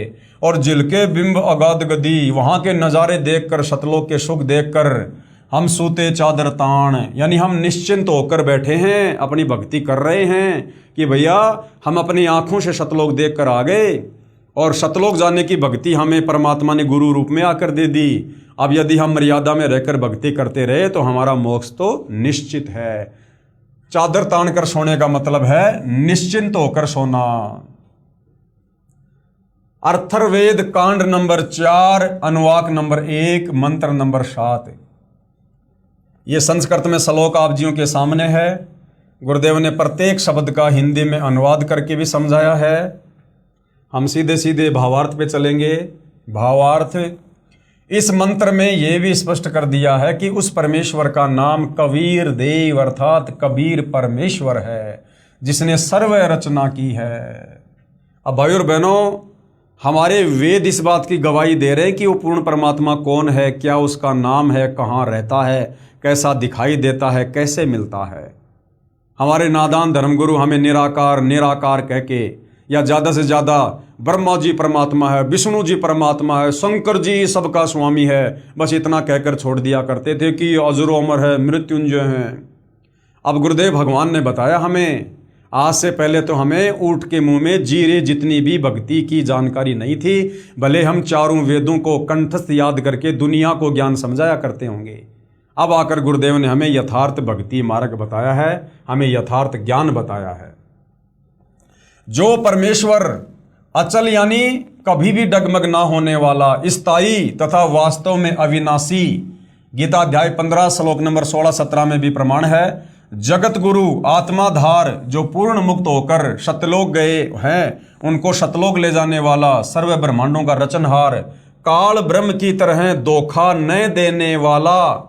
अब काल ब्रह्म की तरह धोखा ना देने वाला क्यों कहा गया है कबीर परमात्मा को? क्योंकि काल ने हमारे को धोखा दिया कि मैंने पिताजी से 21 ब्रह्मांड प्राप्त कर लिए, वहाँ मैं ऐसी ऐसी रचना करूँगा, तुम्हें इतने सुख दूंगा, वहाँ पर झरने बनाऊंगा, फलाना दिखना, मौज करेंगे, मस्ती करेंगे, कोई दुख नहीं होगा। ये काल हमें सतलोक से धोखा देकर, लोभ लालच देकर यहाँ पर लाया। तो यहाँ पर यह कहा गया है कि वो पूर्ण परमात्मा कबीर साहब वो क्षर पुरुष यानी काल की तरह धोखा देने वाला नहीं है। तो आज हमें गुरुदेव भगवान जो जानकारी दे रहे हैं कि बच्चों अब तुम वापस सतलोक चलो, तुम्हें वहां पर सारे सुख मिलेंगे जिन सुखों का लालच देकर ये काल तुम्हें यहां ले आया।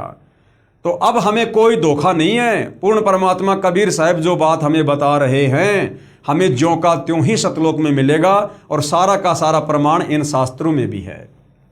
सर्व ब्रह्मांडों का रचनहार काल ब्रह्म की तरह धोखा न देने वाला, जो का त्यों वह स्वयं कबीर देव अर्थात कबीर प्रभु है।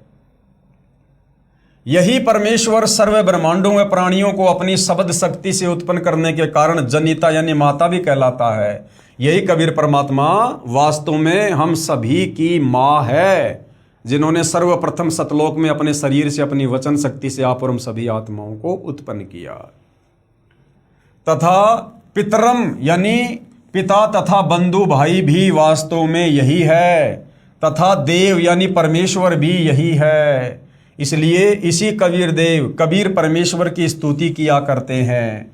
तमेव माता च पिता तमेव, तमेव बंधु च सखा तमेव, तमेव विद्या च द्रविणम तमेव, तमेव सर्व मम देव देव। कि हे कबीर परमात्मा, हे मेरे गुरुदेव भगवान, आप ही मेरी असल में माँ हो, क्योंकि सर्वप्रथम आप ही के वचन से मुझ आत्मा की उत्पत्ति हुई। आप ही मेरे पिता हो, वह पिता तमेव, क्योंकि आप ही ने मेरा सतलोक में पालन पोषण किया, मुझे प्यार दिया। तमेव बंधु च सखा तमेव, एक भाई और एक सखा एक मित्र भी आप ही वास्तव में हो। तमेव विद्या च द्रविणम तमेव, आप ही से मुझे ज्ञान प्राप्त हुआ है, और द्रविणम यानी मेरा धन भी असल में आप ही हो। तमेव सर्व मम देव देव, आप ही मेरे सभी देव हो। आप ही मेरे ब्रह्मा, आप ही मेरे विष्णु, आप ही मेरे महेश, आप ही मेरे सब कुछ हो। तमेव सर्व मम देव देव। गुरुर ब्रह्मा गुरुर विष्णु गुरुर देव महेश्वर, गुरुर साक्षात पार ब्रह्म, तस्मै श्री गुरुवे नमः। इसी परमेश्वर की महिमा का पवित्र ऋग्वेद मंडल नंबर 1 सूक्त नंबर 24 में भी विस्तृत वर्णन है। आगे भाइयों और बहनों, पवित्र ऋग्वेद में सृष्टि रचना का प्रमाण है। यानी चारों वेदों में एक वेद जो ऋग्वेद है, जिन वेदों को हम सत्य मानते हैं, पूरे विश्व का प्राणी वेदों को सत्य मानता है। जो लोग हिंदू धर्म से संबंधित नहीं हैं वो लोग भी वेदों को परम सत्य मानते हैं। तो जो सृष्टि रचना अभी तक हमने केवल मौखिक सुनी है, इस पवित्र पुस्तक ज्ञान गंगा में लिखी हुई पढ़ी है, जो परमेश्वर रामपाल जी ने लिखी है, हमें किसी प्रकार की कोई शंका ना हो, कोई संशय ना हो, तो हमारे धर्मशास्त्रों में इस सृष्टि रचना का कहाँ कहाँ प्रमाण है हमारे विश्वास के लिए, ताकि हम दृढ़ होकर भक्ति मार्ग पर लग सकें, आत्मा का कल्याण करवा सकें। इसलिए गुरुदेव भगवान इन धर्मशास्त्रों से सृष्टि रचना का ये प्रमाण दे रहे हैं। तो चारों वेदों में से एक वेद पवित्र ऋग्वेद में सृष्टि रचना का कहाँ और क्या प्रमाण है। ऋग्वेद मंडल नंबर 10 सूक्त नंबर 90 मंत्र नंबर 1। ये श्लोक आप जियों के सामने है, देख सकते हो। साथ में प्रत्येक शब्द का गुरुदेव भगवान ने हिंदी में अनुवाद भी किया हुआ है। हम सीधा सीधा इसके भावार्थ पर चलेंगे कि ये श्लोक क्या कह रहा है सृष्टि रचना को लेकर। इस मंत्र में विराट यानी काल ब्रह्म का वर्णन है, यानी महाभारत के युद्ध में जो विराट रूप दिखाया था इस ब्रह्म ने, इस काल ने श्री कृष्ण जी के शरीर में प्रेत की तरह प्रवेश करके अर्जुन को, यहाँ पर उसका जिक्र है। इस मंत्र में विराट काल ब्रह्म का वर्णन है। गीता अध्याय 10-11 में भी इसी काल ब्रह्म का ऐसा ही वर्णन है। तथा अध्याय 11 मंत्र नंबर 46 में अर्जुन ने कहा कि हे सहस्त्राबाहु, सहस्त्राबाहु यानी हजारों हाथ वाले भगवान, अर्थात हजार भुजा वाले, आप अपने चतुर्भुज रूप में दर्शन दीजिए। अब भाई और बहनों, हजार भुजा, सहस्त्राबाहु वाला भगवान, हजार भुजा वाला भगवान तो 21 ब्रह्मांड में केवल ये काल है जिसकी 1000 भुजा हैं, जो अभी आप और हमने ये पढ़ा।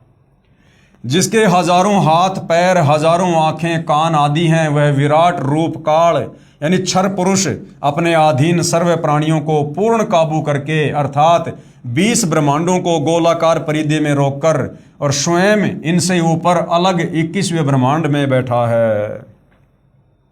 उसके बाद ऋग्वेद मंडल 10 सूक्त 90 मंत्र 2 में सृष्टि रचना को लेकर क्या प्रमाण है। संस्कृत में श्लोक आप जियों के सामने है। प्रत्येक शब्द का गुरुदेव ने हिंदी में अनुवाद भी किया हुआ है।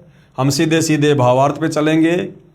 उससे पहले भाई और बहनों ये देखिएगा, जो गीता जी अध्याय नंबर 15 श्लोक नंबर 104 में पूर्ण संत तत्वदर्शी संत की पहचान बताई गई है कि जो उल्टे लटके संसार रूपी पेड़ यानी वृक्ष के सभी भागों को और जो ठीक ठीक बता दे कि जड़ कौन भगवान है, उस पेड़ का वो तना कौन भगवान है, डार कौन भगवान है, 3 शाखा कौन भगवान है और वो पत्ते क्या हैं, समझो वो तत्वदर्शी संत है, वो पूर्ण संत है। तो ये संसार रूपी एक उल्टे लटके हुए पीपल के पेड़ का ये चित्र है। जो महापुरुष, जो संत इसके प्रत्येक भाग को समझा देगा वो असल में तत्वदर्शी संत होगा। ये गीता अध्याय 15 श्लोक नंबर 104 और श्लोक नंबर 16 और 17 में लिखा हुआ है। तो भाई और बहनों, सतयुग से लेकर वर्तमान समय तक सतगुरु रामपाल जी के अलावा किसी ने भी उल्टे लटके संसार रूपी वृक्ष की इस प्रकार से ये चित्र बनाकर आज तक व्याख्या नहीं की है। तो सतगुरु रामपाल जी के अलावा और कोई तत्वदर्शी संत संसार में नहीं है और तत्वदर्शी संत के रूप में खुद कबीर भगवान ही धरती पर आते हैं। तो ये एक पीपल का पेड़ का ये चित्र बना रखा है। ये है जड़, ये उल्टा लटका हुआ पीपल का पेड़ है। यानी जो सृष्टि की रचना है वो सेम टू सेम इसी प्रकार से है। सबसे ऊपर ही ऊपर के लोक में कौन रहता है? कबीर परमात्मा जी रहते हैं। सबसे ऊपर के लोक में सर्वप्रथम परमात्मा कहाँ रहा करते थे?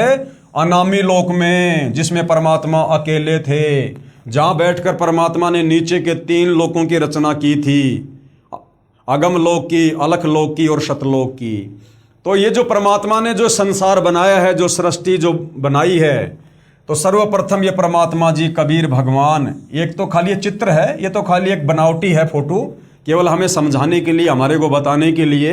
यदि इस फोटो की जगह सतगुरु रामपाल जी की फोटो लगा दी जाए तो शायद हमारे गले बात ना उतरे। इसलिए जो फोटो, जो कबीर जी का जो एक बनावटी फोटो समाज में जो एक छाया हुआ है, उसी आधार से आपको समझाने का प्रयास किया गया है। तो ये जो जड़ है संसार रूपी पेड़ की, ये कबीर परमात्मा जी हैं जो अपने ऊपर के लोकों में बैठे रहते हैं, अनामी लोक में, अगम लोक में, अलख लोक में और शतलोक में। तो सृष्टि की रचना किसने की? कबीर परमात्मा जी ने की। जो जड़ है, यानी ये जो जड़ है, इन जड़ों से ही इस पेड़ को पोषण मिलता है। यानी यही कबीर परमात्मा फिर नीचे के सभी लोकों में प्रवेश करके सबका पालन पोषण, सबका धारण पोषण करता है। यानी गीता अध्याय 15 श्लोक नंबर 17 में जो लिखा है कि उत्तम पुरुष तु अन्य परमात्मा इति उदाहरते ये लोक तरम अवश्य विभर्ति अवय ईश्वरे। जो परमात्मा तीनों लोकों में प्रवेश करके सबका धारण पोषण करता है। यानी सबसे ऊपर ही ऊपर के लोक में कौन रहता है? कबीर भगवान रहता है। और ये परमात्मा आप और हमें आसानी से नहीं मिलता है, गुप्त रहता है। जिस प्रकार किसी भी पेड़ की जड़ बाहर दिखाई नहीं देती है, वो जमीन के अंदर रहती है, जहां से पूरे पेड़ को पोषण मिलता है, खाद मिलता है, पानी मिलता है। ऐसे ही नीचे के सारे संसार को ये कबीर परमात्मा ही सबको पोषण देता है। तो ये जो जगह हो गई भाइयों और बहनों, ये जो जड़ है, ये जड़ आप जी मान के चलो, ये ऊपर के 4 लोक हैं। शतलोक से लेकर अनामी लोक क्या हैं? ये जड़ हैं, यानी ऊपर का हिस्सा, ये ऊपर के ये अविनाशी लोक हैं। उसके बाद परमात्मा जी ने ये जो पेड़ का जो ये तना है, जो मोटी डार है, ये तना, ये समझो अक्षर पुरुष है, परब्रह्म, जिसके 7 शंख ब्रह्मांड हैं, जो परमात्मा ने सतलोक के नजदीक ही एक गोलाकार व्यास में रोक रखे हैं। तो उसके बाद ये 7 शंख ब्रह्मांड हैं अक्षर पुरुष के। ये जो ये परब्रह्म है, जिसका जिक्र गीता जी अध्याय 15 श्लोक नंबर 16 में है कि संसार में 2 भगवान हैं, क्षर पुरुष और अक्षर पुरुष। तो ये संसार रूपी पेड़ का नीचे का जो हिस्सा है, ये है इस अक्षर पुरुष के 7 शंख ब्रह्मांड। उसके बाद भाइयों और बहनों, ये इस पेड़ से जो एक मोटी डार निकल रही है, ये है क्षर पुरुष, यानी ये काल ब्रह्म, जिसके 21 ब्रह्मांड हैं। 7 शंख ब्रह्मांडों के नीचे फिर काल के 21 ब्रह्मांड हैं। तो ये जो मोटी डार है संसार रूपी पेड़ की, ये क्या है? ये काल है। 21 ब्रह्मांड है जहां पर आप और हम सभी प्राणी रहते हैं। यहां पर 21 ब्रह्मांडों में फंसे पड़े हैं। और उसके बाद ये जो पेड़ है, ये पेड़ की जो ये टहनी है, जो मोटी, जो ये ब्रह्म है, काल है, 21 ब्रह्मांड है इसके। इसने फिर 3 जो बेटे जो उत्पन्न किए थे, यानी इस डारी से जो 3 ये शाखाएं निकल रही हैं, 3 जो शाखाएं निकल रही हैं, ये 3 शाखाएं क्या हैं? ये ब्रह्मा विष्णु महेश हैं, तीनों देवता हैं। इस काल के 3 पुत्र हैं, इस पेड़ की 3 शाखाएं।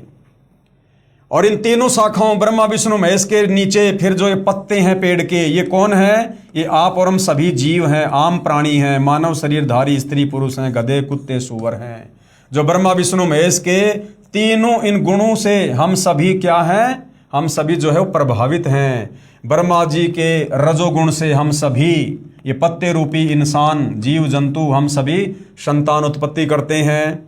और विष्णु जी के सतोगुण के प्रभाव से हम सभी ये पत्ते रूपी इंसान, ये प्राणी, हम सब एक दूसरे से मोह ममता में बंधे हुए हैं। और शंकर जी के तमोगुण के प्रभाव से हम सभी जीव, हम प्राणी, मानव शरीरधारी जो भी हैं, हम आपस में राग द्वेष ईर्ष्या मन मुटाव लड़ाई झगड़ा।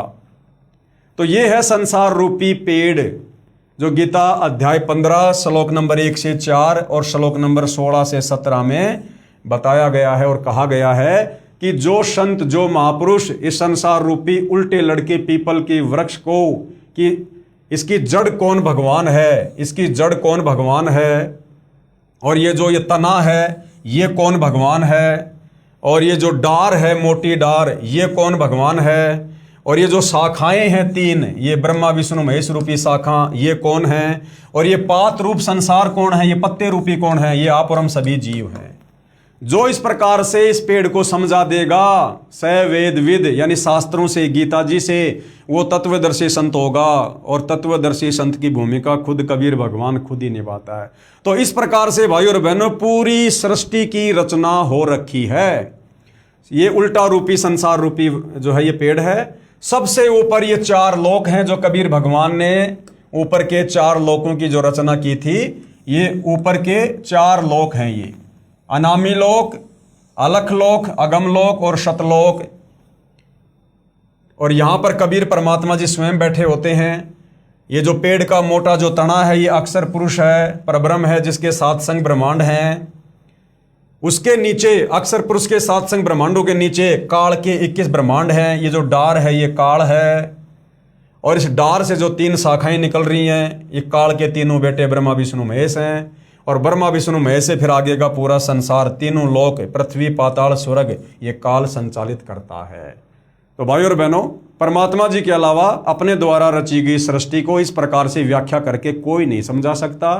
तो मन में कोई संशय नहीं होना चाहिए कि सतगुरु रामपाल जी कोई आम व्यक्ति होंगे, आम संत होंगे, आम कोई गुरुजी होंगे। ये स्वयं कबीर भगवान है। तो जो श्लोक अभी हमने पढ़ा, यानी ऋग्वेद में भी सृष्टि रचना को लेकर कहाँ क्या जिक्र है, तो ऋग्वेद मंडल 10 सूक्त 90 मंत्र 1, ये श्लोक आप जियों के सामने है। प्रत्येक शब्द का हिंदी में अनुवाद है। हम सीधा सीधा इसके भावार्थ पर चलेंगे कि सृष्टि रचना के विषय में क्या कुछ कहा गया है। इस मंत्र में परब्रह्म यानी अक्षर पुरुष का विवरण है, जो कुछ भगवान वाले लक्षणों से युक्त है, परंतु इसकी भक्ति से भी पूर्ण मोक्ष नहीं है। परब्रह्म के लोक में जो प्राणी उस परब्रह्म के मंत्र का जाप करते हैं, सोहम का, उससे भी पूर्ण मुक्ति नहीं है। इसलिए इसे संदेह युक्त मुक्तिदाता कहा है, संदेह युक्त भगवान कहा है कि अक्षर पुरुष के मंत्र से भी सतलोक नहीं जाया जा सकता। इसे कुछ भगवान के गुणों युक्त इसलिए कहा है कि ये काल की तरह तपतशिला पर भून कर नहीं खाता, परंतु इस परब्रह्म यानी अक्षर पुरुष के लोक में भी प्राणियों को परिश्रम यानी मेहनत करके कर्म आधार पर ही फल प्राप्त होता है। यानी वहाँ भी लोग खेती बाड़ी करते हैं, काम धंधा करते हैं, व्यापार करते हैं, मजदूरी करते हैं। सेम टू सेम ऐसी सृष्टि जो यहाँ 21 ब्रह्मांड में है, जैसे आप और हम काम धंधा करके अपना पेट भर रहे हैं, ऐसे ही परमात्मा वहाँ भी उनका पेट भरता है। तथा अन्न से ही सर्व प्राणियों के शरीर विकसित होते हैं। जन्म तथा मृत्यु का समय भले ही काल पुरुष से अधिक है, परंतु फिर भी उत्पत्ति, प्रलय तथा 84 लाख योनियों में यातना बनी रहती है। सेम टू सेम वही प्रक्रिया है। जैसे काल यहाँ अपने तीनों पुत्रों ब्रह्मा विष्णु महेश को पैदा करके उनके हाथों में सृष्टि की कमान देकर खुद ऊपर 21वें ब्रह्मांड में जा बैठा, इसी प्रकार से वो अक्षर पुरुष है, उसने भी अपने संतान उत्पन्न की, उन्हीं के माध्यम से अपना कार्य करवाता है। और जैसे यहाँ पर कोई प्रधानमंत्री है, राष्ट्रपति है, एमएलए है, सरपंच है, इसी प्रकार से परब्रह्म के 7 संग ब्रह्मांडों में भी सारी व्यवस्था बनी हुई है। बस वहाँ पर केवल तपतशिला नहीं है, बाकी जन्म, मरण, आंख फूटना, एक्सीडेंट होना, पैर कटना, लड़ाई झगड़ा, मनमुटाव, धोखाधड़ी, राग द्वेष, ईर्ष्या, कोई आग में मर जाना, कोई छत से गिर के मर जाना है, चोरी जारी डकैती, सारे काम, स्वर्ग नरक, 84 लाख योनियां, गधे कुत्ते सुअर, मक्खी मच्छर, गंदे नाले का कीड़ा, सारे कष्ट बाकी वहां पर भी ज्यों के त्यों हैं, क्योंकि उन आत्माओं ने भी वही गलती करी थी जो गलती हम आत्माओं ने की थी, अपने परमपिता परमेश्वर से आस्था हटाकर और एक जीव के ऊपर आस्था लगाना। मंडल 10 सूक्त 90 मंत्र 3 यानी यजुर्वेद मंडल 10 सूक्त 90 मंत्र 3 में भी सृष्टि रचना को लेकर प्रमाण है। ये संस्कृत में श्लोक आप जियों के समक्ष है। गुरुदेव ने प्रत्येक शब्द का हिंदी में अनुवाद करके समझाया हुआ है। हम सीधे सीधे भावार्थ पे चलेंगे। भावार्थ, इस ऊपर के मंत्र 2 में वर्णित अक्षर पुरुष यानी परब्रह्म की तो इतनी ही महिमा है कि भाई उसके पास तो केवल 7 संग ब्रह्मांड हैं बस, तथा वह पूर्ण पुरुष कबीर देव तो इससे भी बड़ा है और कबीर भगवान तो इन सब से बड़ा है, अर्थात सर्वशक्तिमान है तथा सारे ब्रह्मांड उसी के अंश मात्र पर ठहरे हैं। अंश मात्र पर यानी कबीर परमात्मा इतने सर्वशक्तिमान हैं कि इस पर ब्रह्म के 7 संग ब्रह्मांड और काल के 21 ब्रह्मांड, ये तो ऊपर के जो 4 लोक हैं, अविनाशी लोक, शतलोक, अगमलोक, अनामी लोक, तो शतलोक में जो एक द्वीप है, एक द्वीप से भी थोड़ा व्यास, थोड़ी जगह इन ब्रह्मांडों की है। यानी वो परमात्मा इतना सर्वशक्तिमान है। और ये एक काल के 21 ब्रह्मांड, अक्षर पुरुष के 7 संग ब्रह्मांड और ऊपर के 4 लोक जिनकी सीमा का कोई वारन पारी नहीं है, कहते हैं वो तो इस कबीर भगवान के अंश मात्र के ऊपर ठहरे हुए हैं। अंश मात्र के ऊपर जाके अर्ध रूम पर शकल पसारा, ऐसा पूर्ण ब्रह्म हमारा। उस कबीर परमात्मा के आधे बाल के ऊपर भी, यानी उस कबीर परमात्मा के आधे बाल के ऊपर समझो ये सारी सृष्टि ठहरा सकते हो। वो भगवान इतना विशाल है, इतना सर्वशक्तिमान है, जिसकी महिमा करके, जिसकी भक्ति करके आज जो सतगुरु रूप में धरती पर प्रकट हैं, जिनकी भक्ति करके हम सतलोक जा सकते हैं, वो इतना समर्थ है।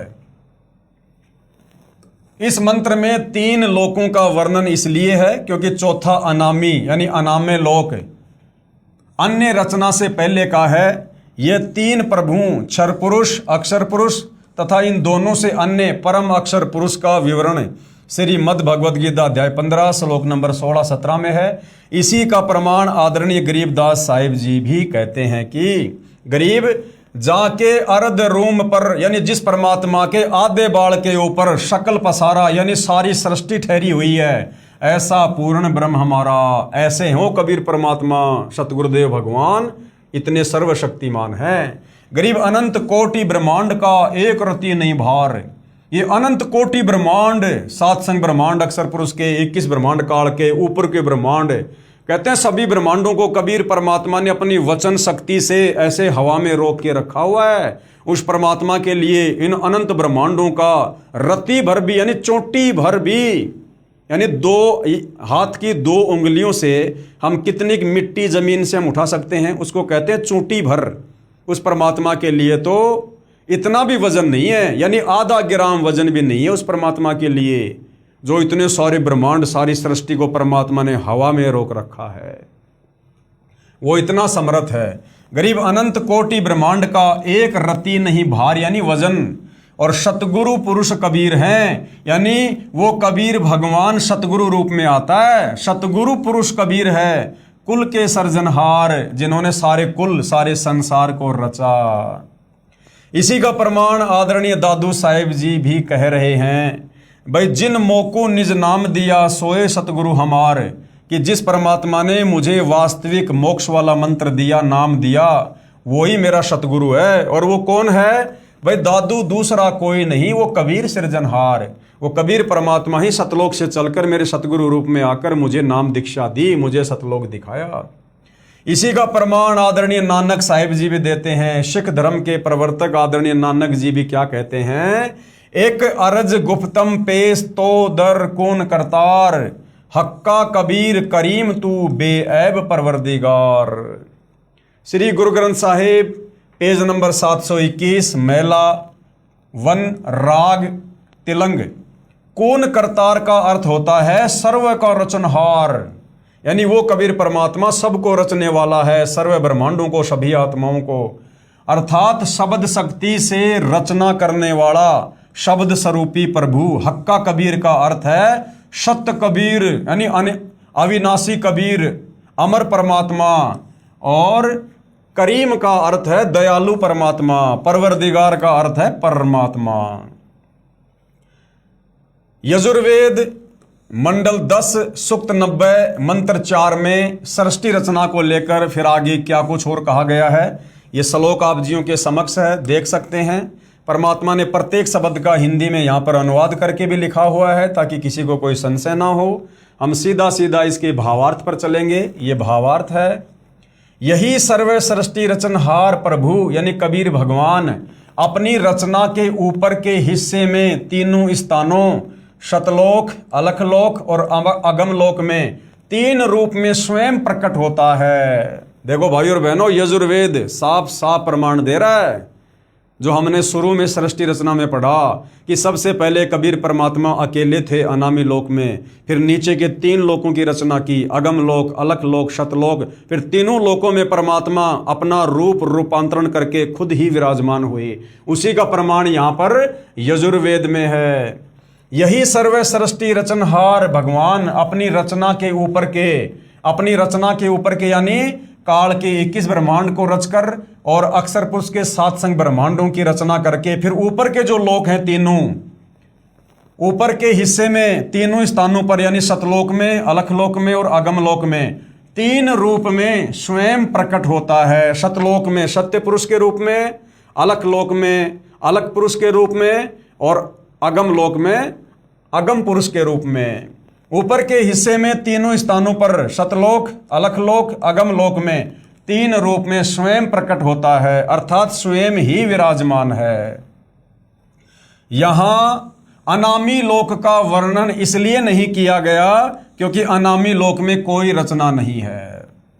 अब देखो, बहुत सारे भाई बहन आज से कुछ समय पहले 2025 में जब पूज्य गुरुदेव भगवान का जो प्रकट दिवस था, सतगुरु प्रकट दिवस, सितंबर के महीने में, तो बहुत सारे भाई बहनों ने एक छोटा सा काल प्रेरणा से ड्रामा किया कि भाई हम तो सीधे अनामी लोक में जाएंगे और गुरुजी आएंगे और हमें सीधे विमान में बैठाकर सशरीर अनामी लोक लेकर जाएंगे।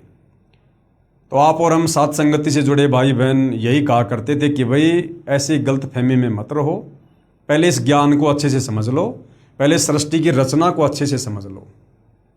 अनामी लोक में कोई रचना नहीं है और परमात्मा ने जिन आत्माओं को एक बार पैदा कर दिया सतलोक में, उन आत्माओं को परमात्मा फिर कभी नष्ट नहीं करता है। वो आत्मा सदा सदा के लिए, जब तक भगवान रहेगा, और भगवान अजर-ओ-अमर है, अविनाशी है, तब तक हम सभी आत्माएं जो सतलोक में उत्पन्न कर दी गई हैं, इस काल लोक से मुक्त होकर और अक्षर पुरुष के लोक से मुक्त होकर हम उन ऊपर के अविनाशी लोकों में रहेंगे, तीनों लोकों में, सतलोक में, अलखलोक में, अगम लोक में।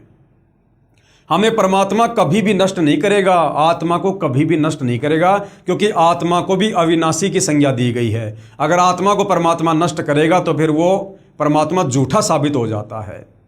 तो सतलोक में भाइयों और बहनों किसी प्रकार की कोई सृष्टि नहीं है, कोई रचना नहीं है, यहां परमात्मा ने स्पष्ट कर दिया है। और वाणी भी है परमात्मा की कि लोक अनामी जावेगी, वहां कोन्या मिले चौबारे, आत्मा और परमात्मा वहां कोन्या रहते न्यारे।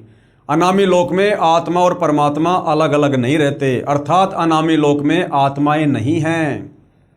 नीचे के लोकों में आत्मा और परमात्मा अलग अलग रहते हैं, लेकिन अनामी लोक में केवल सर्वप्रथम वहां पर परमात्मा थे, उसके बाद परमात्मा ने सृष्टि की रचना तो नीचे के लोकों में की है।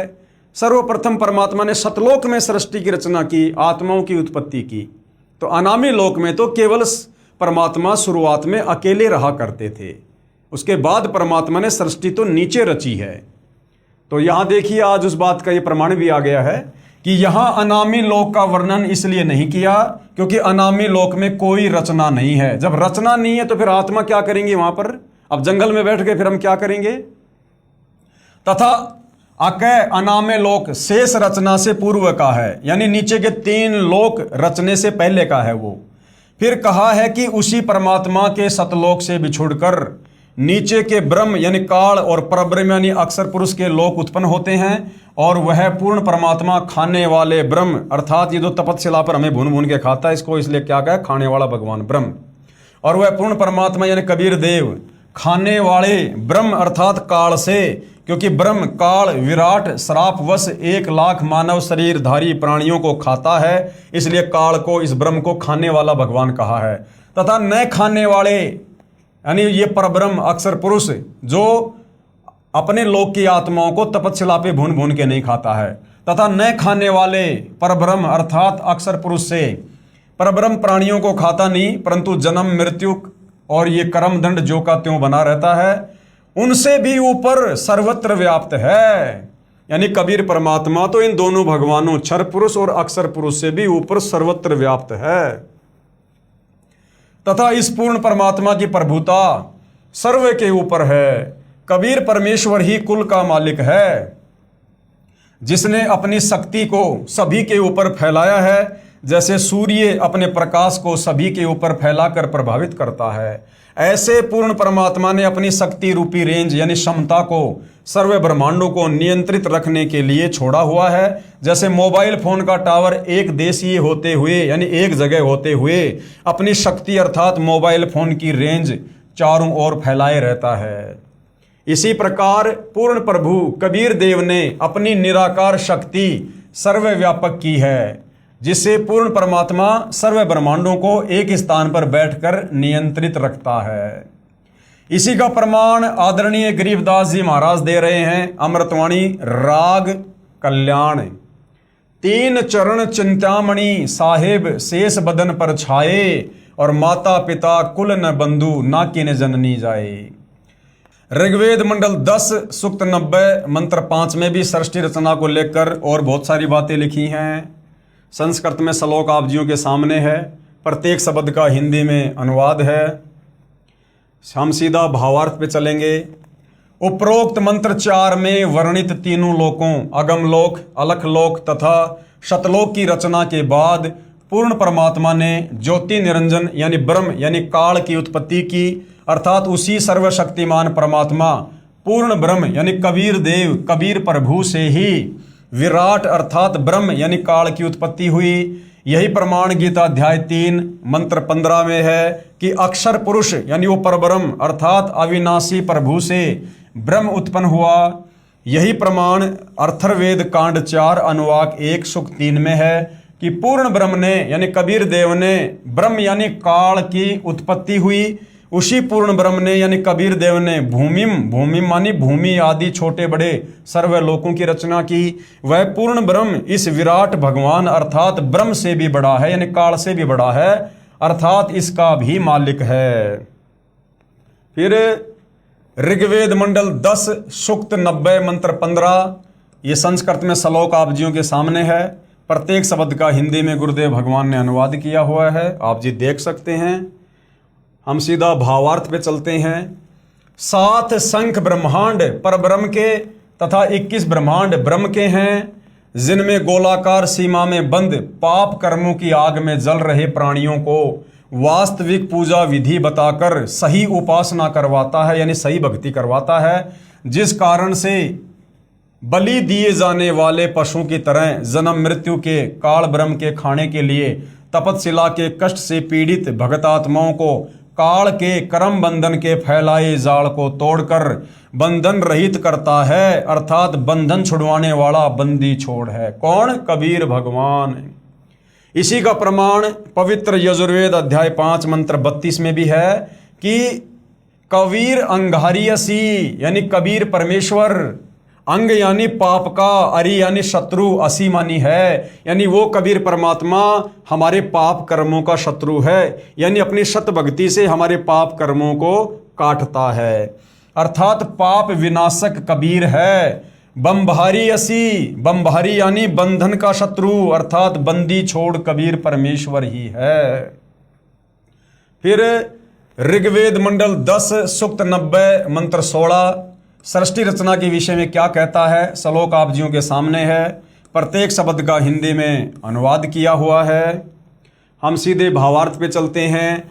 जो निर्विकार जिन्होंने मांस, शराब, तमाकू सेवन करना त्याग दिया, यानी पूर्ण तत्वदर्शी संत की शरण में आकर जिन भगत आत्माओं ने सारे विकार त्याग दिए, यानी जो निर्विकार हो गए, जो हंस की श्रेणी में आ गए, काम, क्रोध, लोभ, मोह, अहंकार जिन्होंने त्याग दिए, क्योंकि परमात्मा कहते हैं कि कामी, क्रोधी, लालची इनसे भक्ति ना होए, भक्ति करे कोई सूरमा, जात वर्ण कुल खोए। तो यहाँ क्या कहा जा रहा है? जो निर्विकार जिन्होंने मांस, शराब, तंबाकू सेवन करना त्याग दिया है तथा अन्य बुराइयों से रहित हैं, चोरी, जारी, ठगी, धोखाधड़ी इन सब से दूर हैं, और देव स्वरूप भगत आत्माएं शास्त्र विधि रहित पूजा को त्याग कर और शास्त्र अनुकूल साधना करते हैं, वे भक्ति की कमाई से धनी होकर काल के ऋण यानी उस कर्जे से मुक्त होकर अपनी सत्य भक्ति की कमाई के कारण उस सर्व सुखदायी परमात्मा को प्राप्त करते हैं, अर्थात सतलोक चले जाते हैं, अर्थात सतलोक चले जाते हैं, जहां पर सर्वप्रथम रची सृष्टि के देव स्वरूप अर्थात पाप रहित हंस आत्मा रहती हैं। कहाँ चले जाएंगे? सतलोक, जिस सतलोक में पाप रहित हंस आत्माएं रहती हैं। जैसे कुछ आत्माएं तो काल ब्रह्म के जाल में फंसकर यहां आ गई, कुछ उस पर ब्रह्म यानी अक्षर पुरुष के साथ सात संग ब्रह्मांडों में आ गई, फिर भी असंख्य आत्माएं जिनका विश्वास पूर्ण परमात्मा में अटल रहा, जो पतिव्रता पद से नहीं गिरी, वे वहीं रह गई। इसलिए यहाँ वही वर्णन पवित्र वेदों ने भी सत्य बताया है। यही प्रमाण गीता अध्याय 8 के श्लोक संख्या 8 से 10 में वर्णन है कि जो साधक यानी जो भगत पूर्ण परमात्मा की सत साधना, यानी कबीर भगवान की जब वो तत्वदर्शी संत के रूप में आता है, पूर्ण परमात्मा की सत साधना शास्त्र विधि अनुसार करता है, वह भक्ति की कमाई के बल से यानी योग बल से उस पूर्ण परमात्मा को प्राप्त होता है, अर्थात उसके पास चला जाता है। इससे सिद्ध हुआ कि तीन प्रभु, सबसे पहले ब्रह्म यानी ये काल, दूसरा ये परब्रह्म अक्षर पुरुष, तीसरा पूर्ण ब्रह्म यानी कबीर भगवान, इन्हीं को यानी इस ब्रह्म को क्या कहा जाता है? ईश। और क्षर पुरुष यानी ये नाशवान है, जन्म और मरण में है। दूसरा ये परब्रह्म, इसको क्या कहा जाता है? अक्षर पुरुष और अक्षर ब्रह्मेश्वर। तथा तीसरा है पूर्ण ब्रह्म यानी कबीर परमात्मा। इनके भी उपमात्मक नाम है, जैसे परम अक्षर ब्रह्म, परमेश्वर, सत्य पुरुष आदि पर्यायवाची शब्दों से जाना जाता है। यही प्रमाण ऋग्वेद मंडल 9 सूक्त 96 मंत्र 17 से 20 में स्पष्ट है कि पूर्ण परमात्मा कबीर देव यानी कबीर परमेश्वर शिशु रूप धारण करके यानी छोटे बच्चे का रूप धारण करके प्रकट होता है तथा अपना निर्मल ज्ञान यानी तत्व ज्ञान अर्थात तत्व ज्ञान कबीर गिरभी यानी कबीर वाणी के द्वारा अपने अनुयायियों को बोल बोल कर वर्णन करता है। जैसे परमात्मा ने सतयुग में किया, त्रेता में किया, द्वापर में किया, 650 साल पहले कबीर नाम से आकर कबीर वाणी के माध्यम से किया, कबीर सागर लिखवाया, फिर गरीबदास जी के रूप में आकर किया और वर्तमान में सतगुरु रामपाल जी के नाम से आकर सत्संग करके हमें सुना रहे हैं। वह कबीर देव कबीर परमेश्वर ब्रह्म यानी क्षर पुरुष के धाम यानी 21 ब्रह्मांड तथा पर ब्रह्म यानी अक्षर पुरुष के धाम यानी 7 संग ब्रह्मांड से भिन्न जो पूर्ण ब्रह्म परम अक्षर पुरुष का तीसरा रित धाम यानी सतलोक है, उसमें आकार में विराजमान है, सहशरीर है, मानव सदृश्य है तथा सतलोक से चौथा अनामी लोक है, उसमें भी यही कबीर देव कबीर परमेश्वर अनामी पुरुष रूप में मनुष्य सदृश्य आकार में विराजमान है। अब आगे भाइयों और बहनों, जो सृष्टि रचना हमने इस पवित्र आध्यात्मिक पुस्तक ज्ञान गंगा में जो कि परमेश्वर रामपाल जी के द्वारा लिखी गई है, इस पवित्र पुस्तक ज्ञान गंगा में लिखी सृष्टि रचना का समर्थन ये पवित्र श्रीमद् देवी महापुराण यानी जिसको दुर्गा पुराण भी कहते हैं, इसमें भी ज्यों का त्यों लिखा हुआ है। यानी किसी को शंका ना हो कि ज्ञान गंगा पुस्तक में जो सृष्टि रचना लिखी है भाई वो तो बनावटी होगी या वैसे लिख दी होगी। तो हमारे धर्मशास्त्र अभी केवल हिंदू समाज के जो धर्मशास्त्र हैं, वैसे तो ये सारे विश्व के हैं, किसी एक धर्म विशेष के शास्त्र नहीं है। चारों वेद गीता जी ये सर्व मानव समाज के लिए हैं, पूरे विश्व के लिए हैं। लेकिन इस काल ने हमारे को अलग अलग धर्मों में बांट दिया, तो हम लोगों ने अपनी नादानी के चलते शास्त्रों को भी अलग अलग बांट लिया। तो विशेषकर जो हिंदू समाज के जो ये 18 पुराण हैं और चारों वेद हैं, गीता जी हैं, इनमें भी सृष्टि रचना का समर्थन जो सृष्टि रचना सतगुरु रामपाल जी ने 5वें वेद सूक्ष्म वेद से बताई है, ज्यों का त्यों समर्थन हमारे धर्म ग्रंथ कर रहे हैं। तो श्रीमद् देवी महापुराण यानी दुर्गा पुराण में सृष्टि रचना का प्रमाण है, ताकि विशेषकर हिंदू समाज से जुड़े भाई बहनों को, श्रद्धालुओं को इस बात पर विश्वास हो कि वास्तव में हम तो यहाँ काल के 21 ब्रह्मांडों में चाहे राजा बन के बैठे हैं, चाहे ब्रह्मा विष्णु महेश या देव पद प्राप्त हैं, हम यहाँ पर कहर भोग रहे हैं, हम यहाँ पर जेल काट रहे हैं। और हमारे को मनुष्य जन्म प्राप्त होने का मुख्य मकसद यही है कि हम यहाँ से अपनी आत्मा का कल्याण करवाएं, और दूसरा इस मनुष्य जन्म का कोई प्रयोजन नहीं है। और काल हमें बिना तत्व ज्ञान के, बिना सतगुरु के हमें इसी प्रकार से इन झूठे सुखों में उलझा के रखना चाहता है, ताकि ये मनुष्य जन्म जो इस काल के द्वारा देना इसकी मजबूरी है, क्योंकि परमात्मा ने विधान बना रखा है कि भैया 84 लाख योनियों का कष्ट भोगने के बाद तूने इन आत्माओं को एक मनुष्य जन्म देना पड़ेगा। तो इस काल की मजबूरी है मनुष्य जन्म देना, और ये काल इस मनुष्य जन्म में इतनी गफलत करवाता है, ये हमें पूर्ण संत के संपर्क में नहीं आने देना चाहता। अपने नकली संत आचार्य शंकराचार्य मुल्ला मौलवी पोप पादरी ये भेज कर हमें शत भक्ति से दूर करता है और शास्त्र विरुद्ध साधना पर लगा के रखता है। कर्म कांड, ये तीर्थों की पूजा, धामों की पूजा, पेड़ों की पूजा, पर्वतों की पूजा, मंदिर मस्जिद चर्च गुरुद्वारे, ये सब इस काल का भयंकर जाल है, ताकि हम इस समय जब हम मनुष्य जन्म में हों, हम किसी पूर्ण संत के संपर्क में ना आ जाएं, हमें सृष्टि रचना की जानकारी ना हो जाए और हम काल के 21 ब्रह्मांड से बाहर ना निकल जाएं, वरना फिर ये खाएगा क्या, इसको अपने भोजन की चिंता है। इसलिए भाइयों और बहनों, ये इतना चिंतित रहता है और हमें भक्ति से दूर बैठा के रखता है। लेकिन वो दयालु परमात्मा, रहनुमा परमात्मा, वो करीम अल्लाह, सारी सृष्टि का मालिक, कबीर देव, कबीर भगवान, जिनके हम सभी संतान हैं, वो परमेश्वर आप और हम पर दया युक्त होकर और एक तत्वदर्शी संत का चोला धारण करके अपने तेजोमय शरीर को हल्का करके परमात्मा यहाँ पर मनुष्य दृश्य रूप में प्रकट होता है और हमें अपने सतज्ञान से परिचित करवाता है, हमें ज्ञान सुनाता है, सृष्टि रचना बताता है और हमारी आत्मा में कोई संशय ना हो इसके लिए सर्व धर्म शास्त्रों से प्रमाणित भी करता है।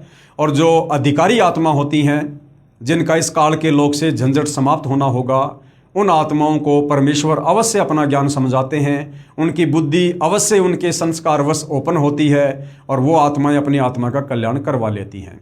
तो आप सभी भाई बहनों से प्रार्थना है, विनती है, अगर किसी के संस्कार कमज़ोर हैं, समझ में नहीं आ रही ये बात, तो वर्तमान में संस्कारों को मजबूत बनाया जा सकता है, क्योंकि संस्कार मजबूत बनते हैं पूर्ण संत की शरण में आकर शास्त्र अनुकूल शत भक्ति करने से। तो आज मौका है सतगुरु रामपाल जी के ज्ञान को जैसा भी आपको समझ में आ रहा है थोड़ा बहुत समझकर और तुरंत सतगुरु रामपाल जी से दीक्षा प्राप्त करें और आगे भक्ति मार्ग में कदम बढ़ाएं, ताकि भाई और बहनों ये असंख्य जन्मों का कष्ट हमारा समाप्त हो सके। तो भाई और बहनों, आज के इस वीडियो में केवल इतना ही, जो पवित्र पुस्तक ज्ञान गंगा के ऊपर बनाए जा रहे हैं। सृष्टि रचना का ये प्रकरण चल रहा है, तो अगले वीडियो में हम सृष्टि रचना का हमारे धर्मशास्त्रों में कहाँ जो है सबूत है, प्रमाण है, वो हम श्री पवित्र मद देवी महापुराण में देखेंगे, समझेंगे और हमारे विश्वास को हम दृढ़ करेंगे। तो आज के वीडियो में केवल इतना ही। पूज्य गुरुदेव भगवान हम सभी को आशीर्वाद दे, आज्ञा दे, सद्बुद्धि दे, हमारा मार्गदर्शन करें, हमें भ्रमने भटकने से बचाएं और इस पवित्र पुस्तक ज्ञान गंगा के अनमोल तत्व ज्ञान को हमें समझने की शक्ति प्रदान करें, आशीर्वाद दे। बंदी छोड़ सतगुरु रामपाल जी परमेश्वर जी की जय हो।